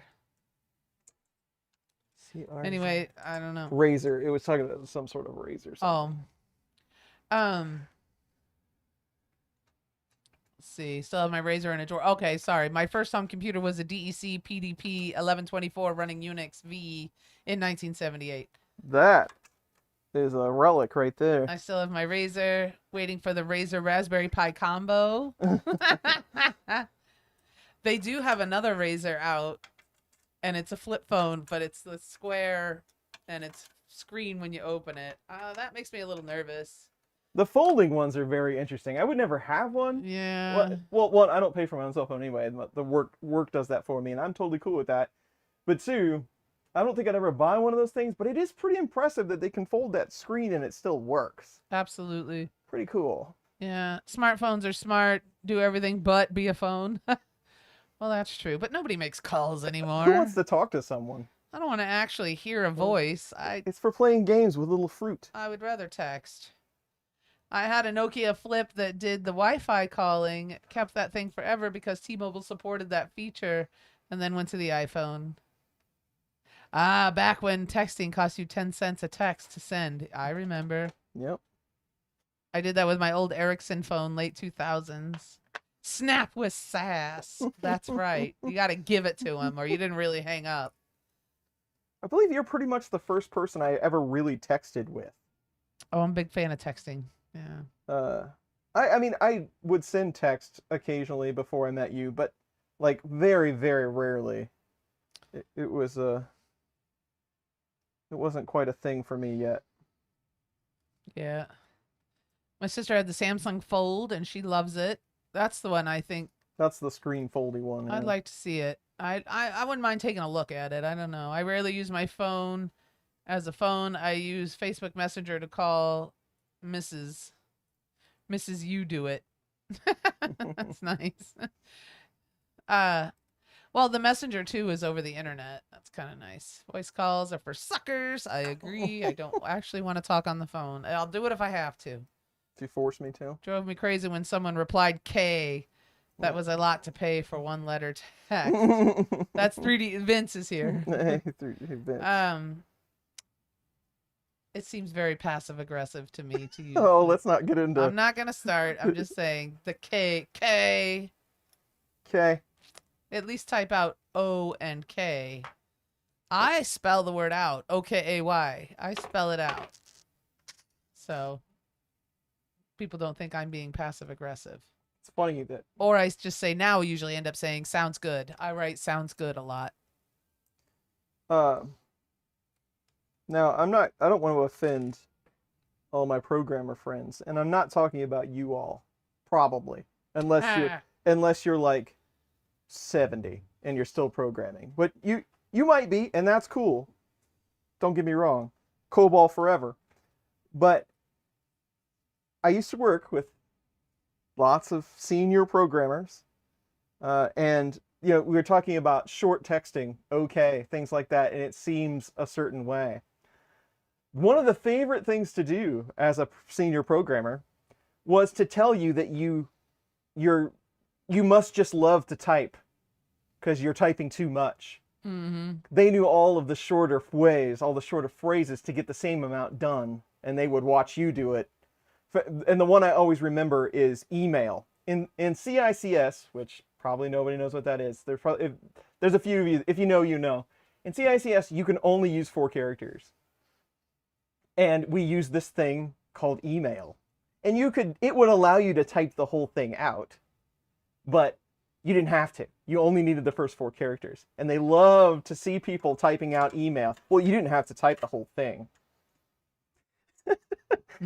I loved that. I was like, man, that's a really weird way to feel like you're better than someone.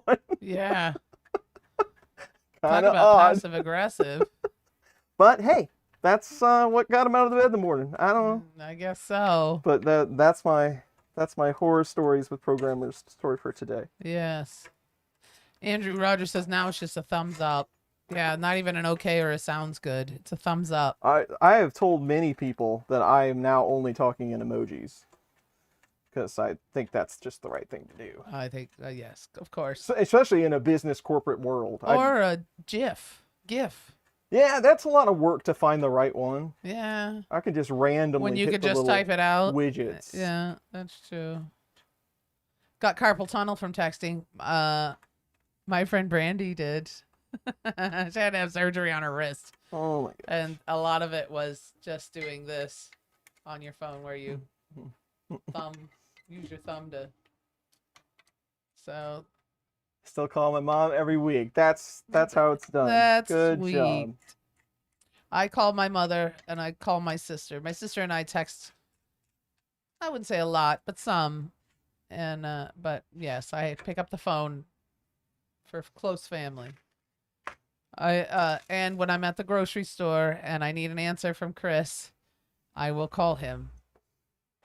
And then I have to find my phone. If I need it right away. I abuse tab completion. I love tab. Does that count? No, that doesn't count. That's just the right thing to do. What is tab completion? So like, it's on a lot of things, but it may have like, it's probably most popular in like DOS Linux command line. You just type in 2 characters, and then if those are the only 2 that are similar, you just hit tab and it auto completes. Oh. So if you yeah, you just hit it, it completes. Hit it, and completes. Yeah. I have hit the arrow button and it'll do it if you hit the arrow button. But the thing is that I drive myself crazy doing this, and I'm sure a lot of people do it. But when you're doing things command line in a very nerdy way, in Linux and a lot of other operating systems, you can up arrow and go through the history of all the commands you've entered. I will up arrow 100 times rather than type in a 8-character command. Don't know why. It's a really bad habit, but I do it. I will admit it. Yeah. I do it. Yeah. YOUDEX says I now have 320 GIFs I created so I can respond entirely with my own meme instead of someone else's. That's brilliant. Repetitive stress syndrome. Yes. It's good. Your to call mother's your here. Mom's here. Hi, Mom. The first thought I had when he says he calls his mom every week is, I wonder if my mom is on the stream today. She is now, yes. I work in the startup days. We used ASC11 or II Art Futurama memes. ASCII for error codes. There you go. All of our stuff is in EBCDIC. Oh, TJL agrees, and so does Andrew Roger. Andrew Rogers on your up arrow. Up arrow for the win. Yeah. For the win. I don't think I've ever used the up arrow. You wouldn't in most cases, but I do. Anymore, though, like if I do send an email or something, like at work occasionally I have to send an email. And when I communicate with the representative from the milk company, we email, but it's a lot like a text. I mean, we just text. It's like texting through email. Interesting. I don't think I said hi to Mom anyway. I talked about Mom. And yeah, hello, Mom. You didn't say hello to How her. are you? There you go. Hopefully you're doing good today. It's going to be very, very hot. Hot day. Stay inside. But do you know sudo or just up arrow? You know sudo. I've seen you use. Oh, yeah. I've been documenting at work, like, and converting some recipes that, and also making the print larger so that I can read them easily, because I'm an old lady now and I need big fat letters. Anyway, though, but I figured out how to use the degree sign. So like bake at 350 until I was pretty impressed with that said one. item reaches 165 degrees. The degrees button, it is turn your number lock on. On Windows. On Windows, turn your number lock on. Alt 0176 makes the degree button. That's pretty impressive, I have to say. I'm impressed that you figured that out and that you're using it actively. Yes. That's old school character map days There it is. 350. There you go. And I just did it. Very handy. We like that. Nice work. But I've been using that one a lot. Alt 0176. Yes. Makes the degrees button. Just Shift Option 0 on Mac. There you go. Shift Option 0. Oh, that's nice.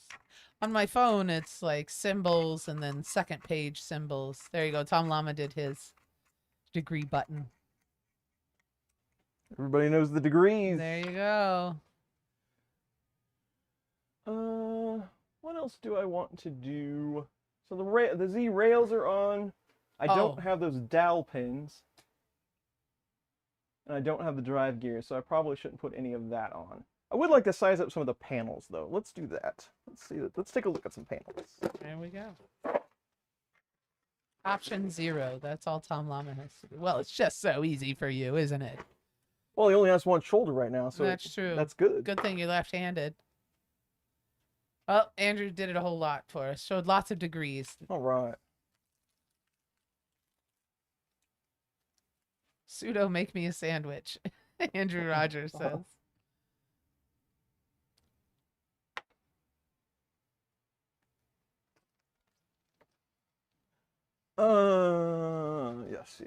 Yes. So this thing does have a panel set. Brought to you by Printed Solid for all your 3D printing needs. But you have side panels, bottom panel, a back panel that holds all the electronics, and then a cover that goes on that back panel.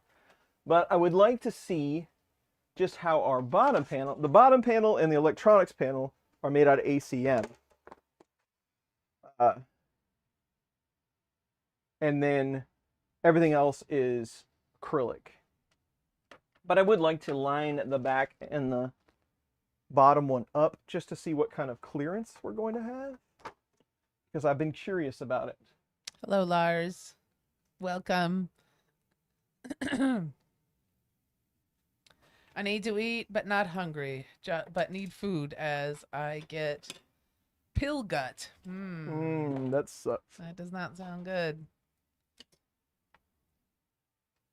The last drink of coffee is always so delicious.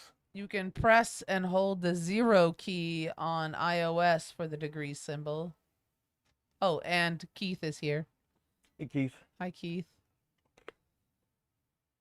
What's iOS? Is that the phone? It's the Apple operating system. Ah. Hi. There you go. So this one goes in here like this. And honestly, I just wanted to lay these out so that I know what we can build and what we can't without messing up one of the other assemblies. I'm still trying to figure out like the good order of assembling this stuff. Again, I will say, we'll have to rework. I mean, it's inevitable with this type of build, but we'll try to avoid as much rework as we can.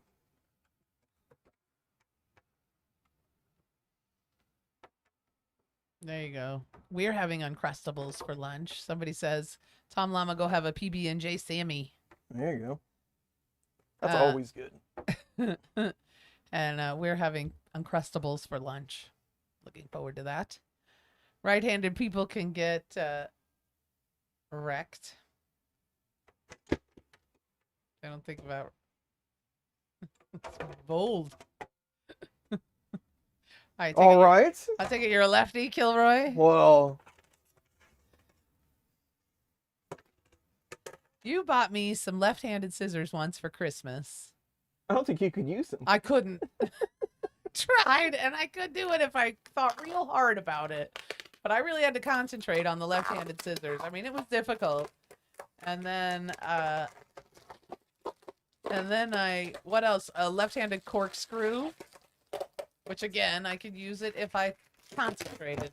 You know, if I thought about what I was doing, I could do it. But It's hard living in I've a gotten so right-handed used to using like scissors, so I write with my left, but like I use scissors with my right. I'm sure there's other things that I do with my right. There you go. I bowl left-handed. I play pickleball left-handed. Which, by the way, if you're paired up with another left-handed person, pickleball would be a disaster. It's already hard enough when you're playing with somebody from a right-handed person. So, yes. First of all, you're using the wrong hand. That's what I got That's told. so funny. You know why you can't do that? Because you're using the wrong hand. Yeah, my fave. Love that. That's why you're not bowling good. Yep. It gets funnier every time I hear it. Exactly. Exactly. But honestly, now that I'm getting older, I enjoy saying the same thing over and over because I know it's irritating. Poke your eyes out.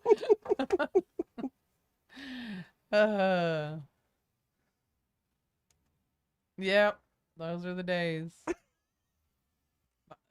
And now I don't bowl anymore. So funny. No, it's fine. It hasn't happened much in my adult life. Only when I was a kid. It's pretty funny though. Hilarious.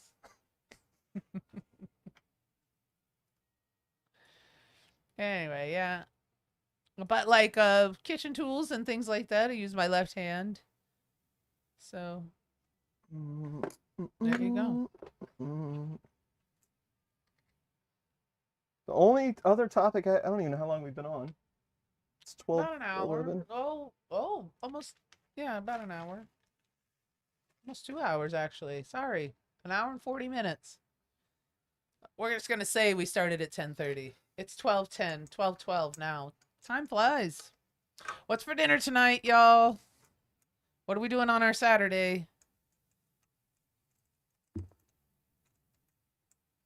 Well, people are thinking about their dinner plans. The only other subject I had for today is I want to show off my SpongeBob pineapple house. Oh, because I think it's amazing. We'll do that. Actually, don't let me forget. I want to put one hook on here so that it doesn't fall off when I move it, and then we'll talk about pineapple house. I'll remind you. Sergio says, "Do I dream left-handed?" Like, as in, do I use my left hand when I'm dreaming? I'm sure I do. I do have dreams where I still smoke.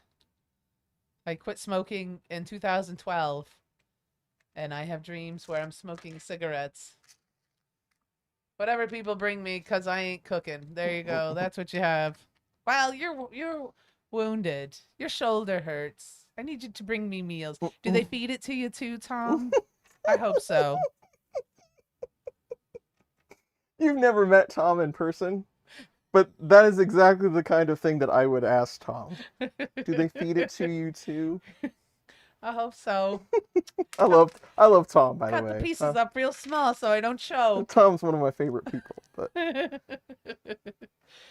oh, that's funny. Tom, yes, all in good fun, Tom. Thank you for laughing. I'm just teasing. And I am open to also being teased. I am a good sport and I can laugh at myself. So my plans include recovering from COVID, boo, and worrying that I smell weird and have no way to tell. It happens. Well, if you have COVID, you can't smell it. You should ask for a loved one to tell you that you stink. Well, and if they really loved you, they'd tell you stunk no matter if you did or not. Yes. Because that's love. Go take a shower, Stinky. That's what we say to each other sometimes too. Go take a shower, Stinky. That's true love. That is love. Chris's basement where 3D printing meets comedy. I don't know about comedy, but we can definitely give each other a hard time. Yeah, we pester each other.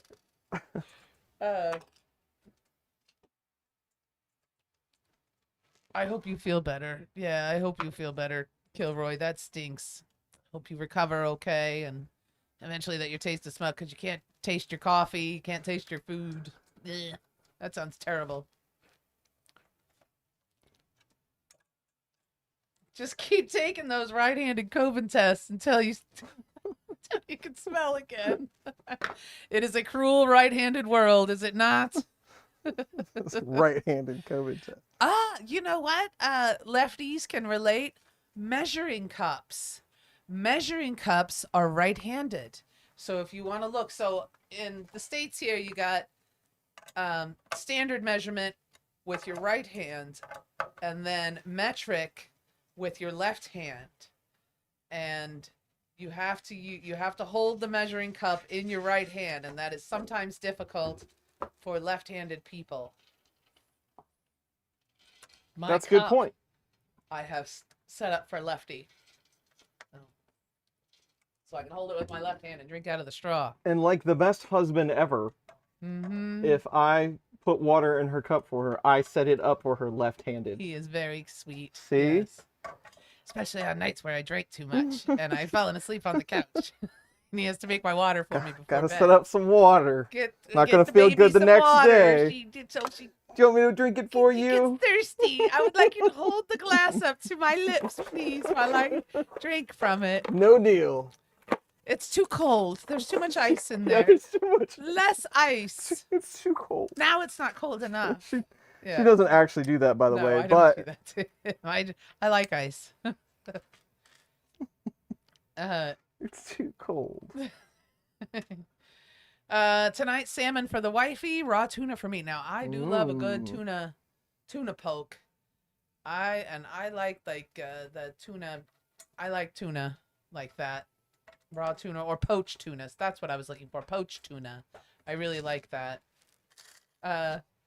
You know your friends from your best friends when you can. When you get hurt, friends go, "Are you okay?" Best friends go, "Dumbass." Exactly. Well, I will laugh at you while helping you up. So. My favorite was like, well, I bet you won't do that twice. Yeah, exactly. That really looked like it hurt.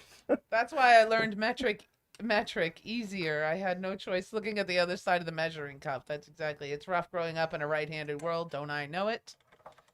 All right. Calipers are especially annoying left-handed. I'll bet they are. You should try it. Next time you get your calipers out, try it left-handed. I never really thought about that, but I bet you it's really annoying. Yeah, I'll start on the rare occasion that I do use them, I will start and then I have to flip it over and use it right-handed, which is a little awkward for me. My right hand doesn't do the small work the way that my left hand does. Yes. When I was out in the field working HVAC, my wife would make me strip at the door and send me directly to the shower. Yeah. My cousin Kenny worked at Buffalo Wild Wings for a long time. He was a cook at Buffalo Wild Wings, and he used to have to keep his work shoes in the trunk of his car because they smelled so bad. His wife wouldn't let him in the house because he was just covered in fryer oil. I learned metric because I hate fractions. Very good. That's the best. If there was ever a reason to learn metric, that's the one. Oh, show us your pineapple. Yes, we have to see the pineapple house. I'm very proud of my pineapple house. And I will give you all the details of how and where and what. Because it wasn't the easiest thing to print, but I figured it out. So this model, and let me, I will just go full on.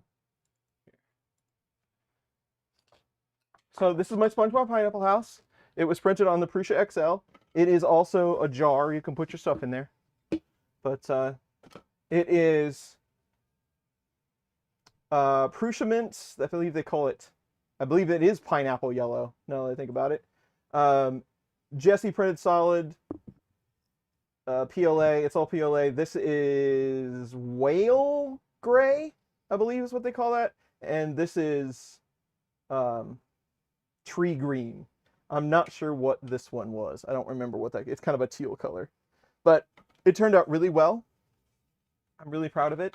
It took right at a day to print. This is 150% scale of the original model. And let me find the model for you to give this person credit for creating it because they did a great job. Hold on a moment. That's really nice. That turned out real nice. It's really nice. Very pretty.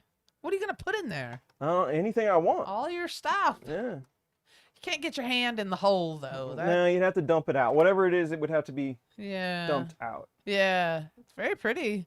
Did a nice job on it. It came out really well. It looks nice.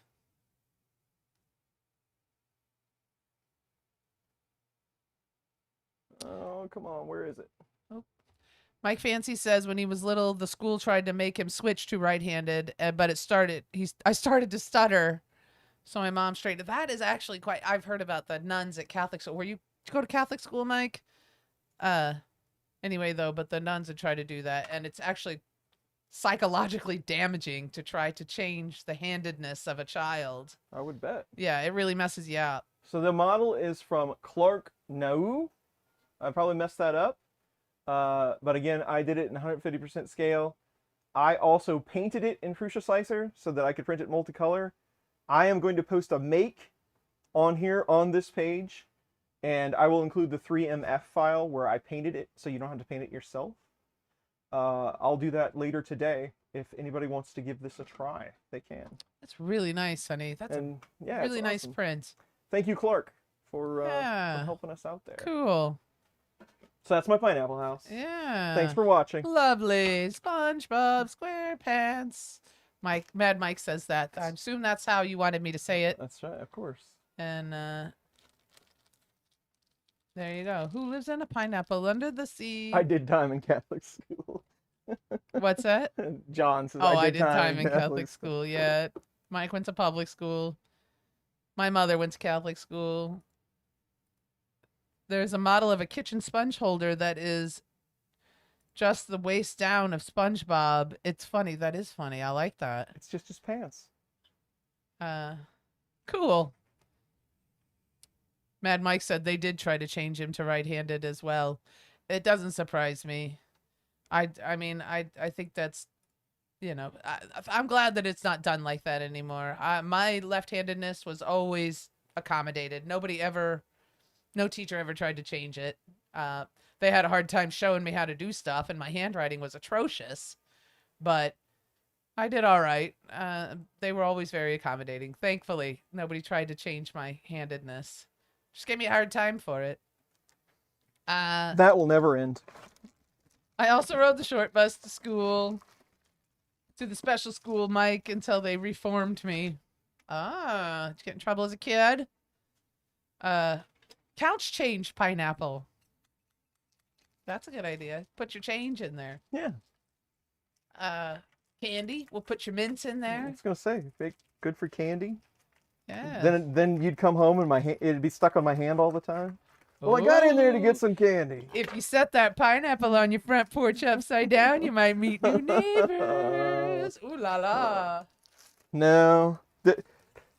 Are we the ones that told you about that, Mike? Because I did find that very funny. If you go on a cruise, you can hang an upside down pineapple on your front door, like just a paper, whatever, or a decorative item, and then you're sending out the signal. I'm just curious if that was one of the conversations we had with Mike, because I did find that really funny. Upside down pineapple. Ready to make some friends. Not that there's anything wrong with that. Hey man, do you? Yeah. You're not hurting anybody. Consenting adults and all that. Do you? Live your life. None of my business. Mind your own business. Anyway, yeah. Well, I feel like we didn't get a ton done today. But what are you gonna do? We do have some more parts that we have to order. I think we're going to load these at least load the Y rails, get the screws on there, and then we'll call it a day. There you go. Mike says, I used to know some folks who had one on their front door.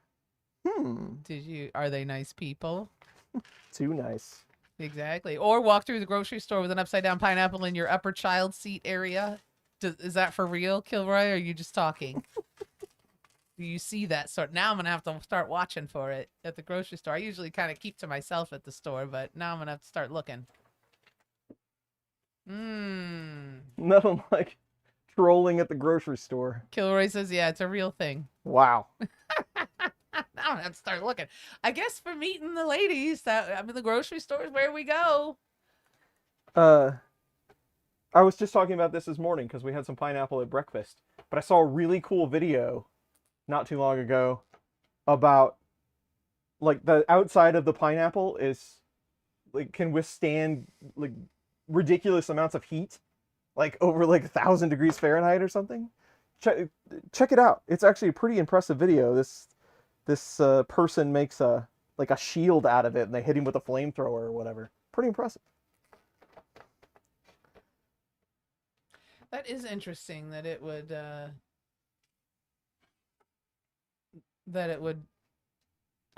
withstand that kind of heat. Yeah.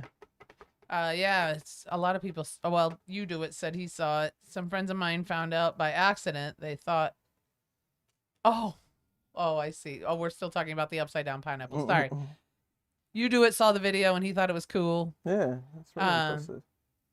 The pineapple shield was fun. Yeah. Some friends of mine found out, though, by accident. They thought they were being stalked. Oh. They had an upside down pineapple in their cart, or maybe laying on the side or something. I don't know. And people were following them. I think you would just strike up a conversation. Well, if you know, you know.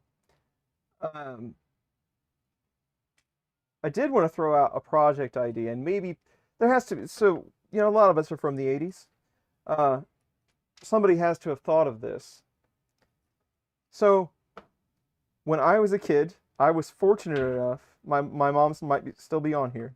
My mom loved me enough that she bought me a Super Soaker. It was like the king of all water guns. And I wish I still had it. But they still make Super Soakers now. And I wanted a squirt gun. I wanted a water gun. So I bought a Super Soaker on Amazon. And it is total garbage.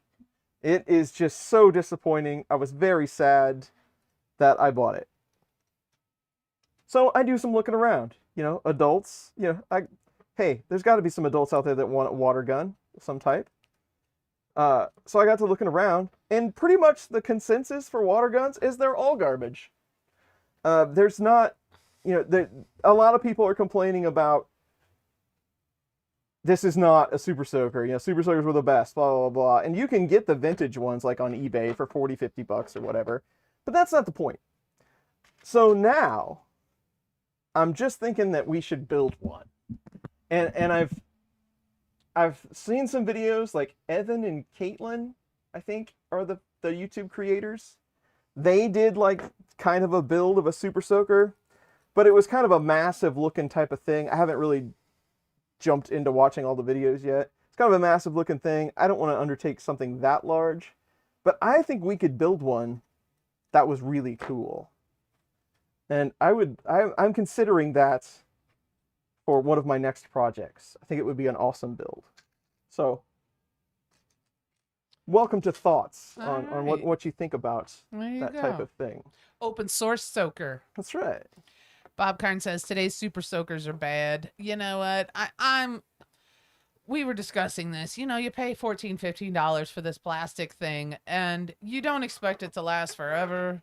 But you do expect it to work, you know, and I don't, you know. At least not if it just wouldn't have leaked all over the place. Out the gate doesn't work. I could have tolerated it being kind of like not working so well if it wouldn't have leaked all over constantly. Yeah, that's a bummer. But it was just sad. I was so looking forward to it. We use it to spray the wasps off the hummingbird feeders. It's kind of a pastime of mine to shoot the wasps. It's fun. Yeah. Little jerks. Hobby Nerf design need to get on it. Yeah. There you go. But yeah, that's so disappointing. I think you should make your own though, honey. I think it would be a fun project. I think it would be too. There's a few things I don't know yet. Like, I mean, I have the general gist of how it's going to work and how I would build it, but some of the valve, like the trigger and valve mechanism, I'm not exactly sure how that will work yet, but I'll figure it out. Bob Carnes had the big double tank one back when they were kids. When he was a the kid. one. That's the one everybody always wanted. I didn't have Yeah. that one. I had there was a little one. It was like a 30, a 50, a 100, and then that huge one, whatever it was, or something like that. A guy from NASA invented those. I read a long story about it. It's pretty interesting. But I had the yellow one. I think it was like the 50, not the smallest one, the next size up, and it was great. I loved it. And it still worked when I got rid of it. I think I took it to the thrift store like 10 years ago. Yeah. I mean, I had it forever. Backpack tank. Yeah, that was the really big one. It was too heavy. Yeah. He said Kilroy had the backpack tank one and it was too heavy. Probably would be for a little kid. That's a lot of water. Sergio, a 1 liter pop bottle reservoir. Yeah, that's exactly what I was thinking. Like, because anybody could get one of those, and they're rated. I've been doing research. They're rated to hold carbonated beverages, so the PSI on them is actually pretty high.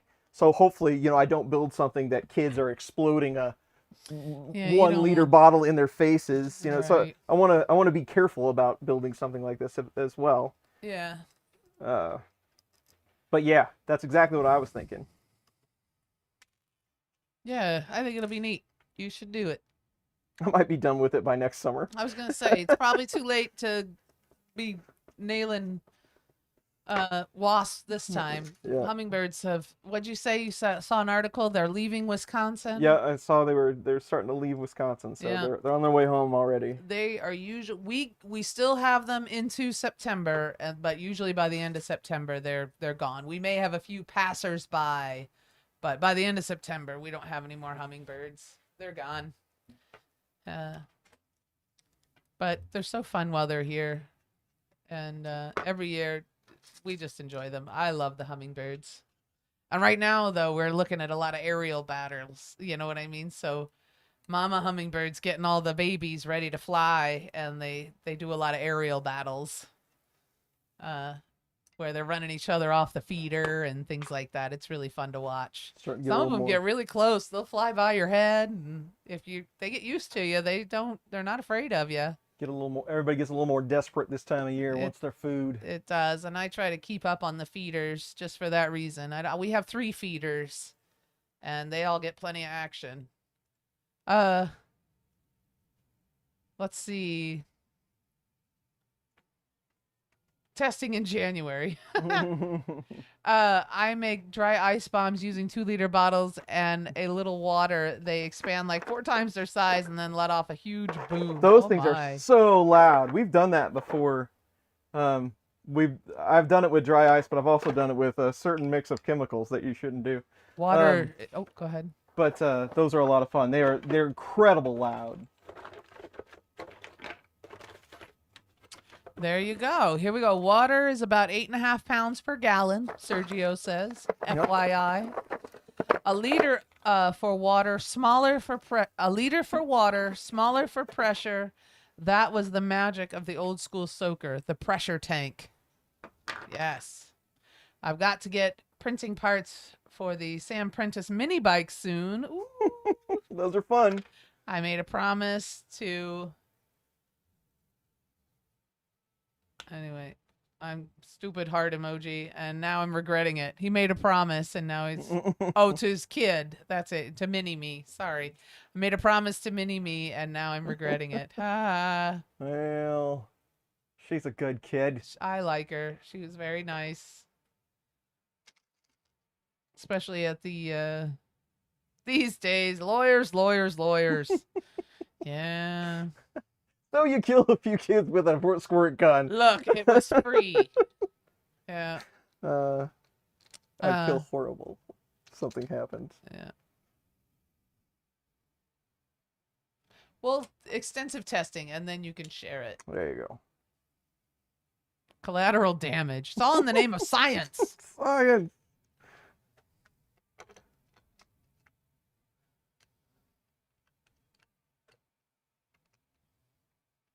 Yes. What did you learn in chemistry? Reactions and expansion rates. Mm-hmm. That's true. There you go. Bet you won't do that again. That's right. That's right. I'll only do it 3 to 4 times. Learn the hard way. Just add small print. It may backfire. There you go. You can put a disclosure on it. A very small one. Get that guy that did the Micro Machines commercials too. Do you guys remember Micro Machines? Those were the best. Did you have a lot of them? I didn't have a lot of them, but I had quite a few, yeah. Yeah, I didn't really. I mean, I wasn't interested in Micro Machines, but They were kind of expensive for what they were. yeah. Hot Wheels were a better deal. I knew a few guys that had Micro Machines, kids, Micro Machines. Close to stepping on a Lego, but they're Oh my neat. gosh. Yeah, you don't want Yeah. to step on one. Yeah, I would imagine. I remember I had some Micro Machine monster trucks. They were really cool. I don't know, somebody got them for me. It was like a gift or whatever when I was a kid. They were really neat. That is cool. Yeah.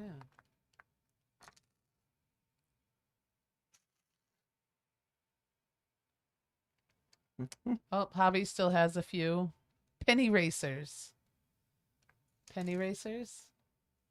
I vaguely remember a car that you loaded a penny in, like for weight. I don't remember exactly how that worked, but yes, I vaguely have a memory of something like that.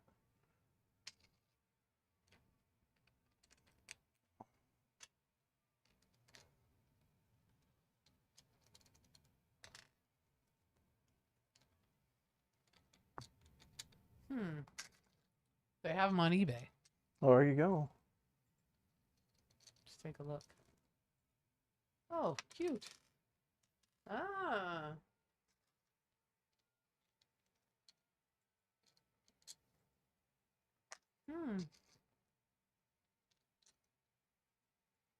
There you go. Stompers.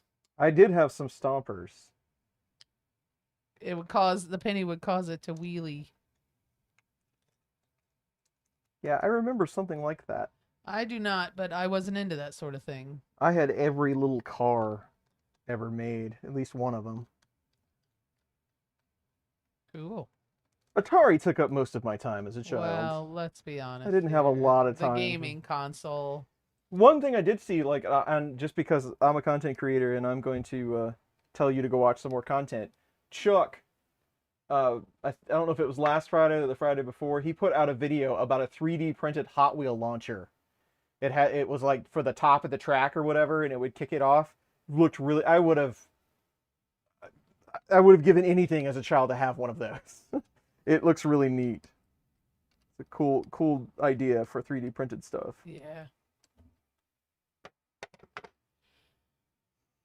We built our own Estes rockets back then too. That's right. They would only blow up occasionally. I used to build the water rockets. You know, it's kind of the same thing, right? You'd tape some cardboard fins on your 2-liter and get your bike pump out. I remember that. Well, I remember seeing it. I never did it.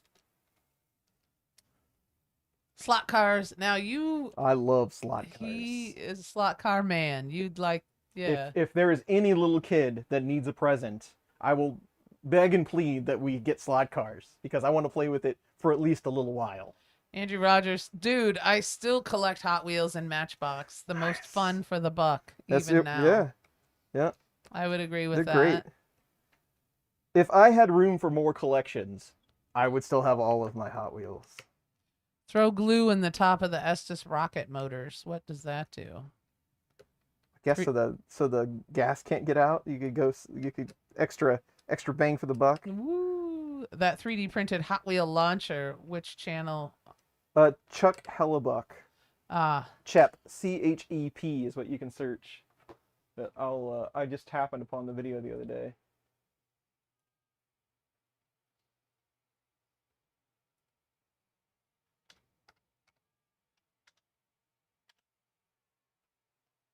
The back charge can't release and the whole thing blows up. Nice. So much fun. No parachute deploy, just explosion. No thanks. I just wanted to relaunch my stuff. That's funny. Yeah, check this out. It's a really cool build. I think I built every Estes in the 60s. I designed a unique helicopter recovery cluster where the fuselage opened for the blades. Ooh. Nice. Get a new house with a bigger basement for a collection. I know. There you go. That's Lars says that. Glenn says my Jessie box is sitting in my mailbox. I have to get it and see which random colors I got. Awesome. Let us know, Glenn.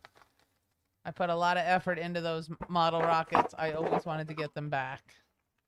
Well, That was always the most disappointing part. You take it out there and it explode, or it would go off and then you never find it again. back when littering was okay. It was the 80s. I laugh when Chuck says he got the set for his grandson. We know different. Yeah, we do. That's true. We used to just glue fins and a cone on the engine and glue cap on the back charge. Good Lord, Tom. Well, Where were your parents? That's a quick rocket. Do you have a commercial slot car track? No. No. I wish I did, but I don't. I had a horse trample one of my rockets. Oh. All right, we've been over our 2-hour mark. Are we ready for some lunch?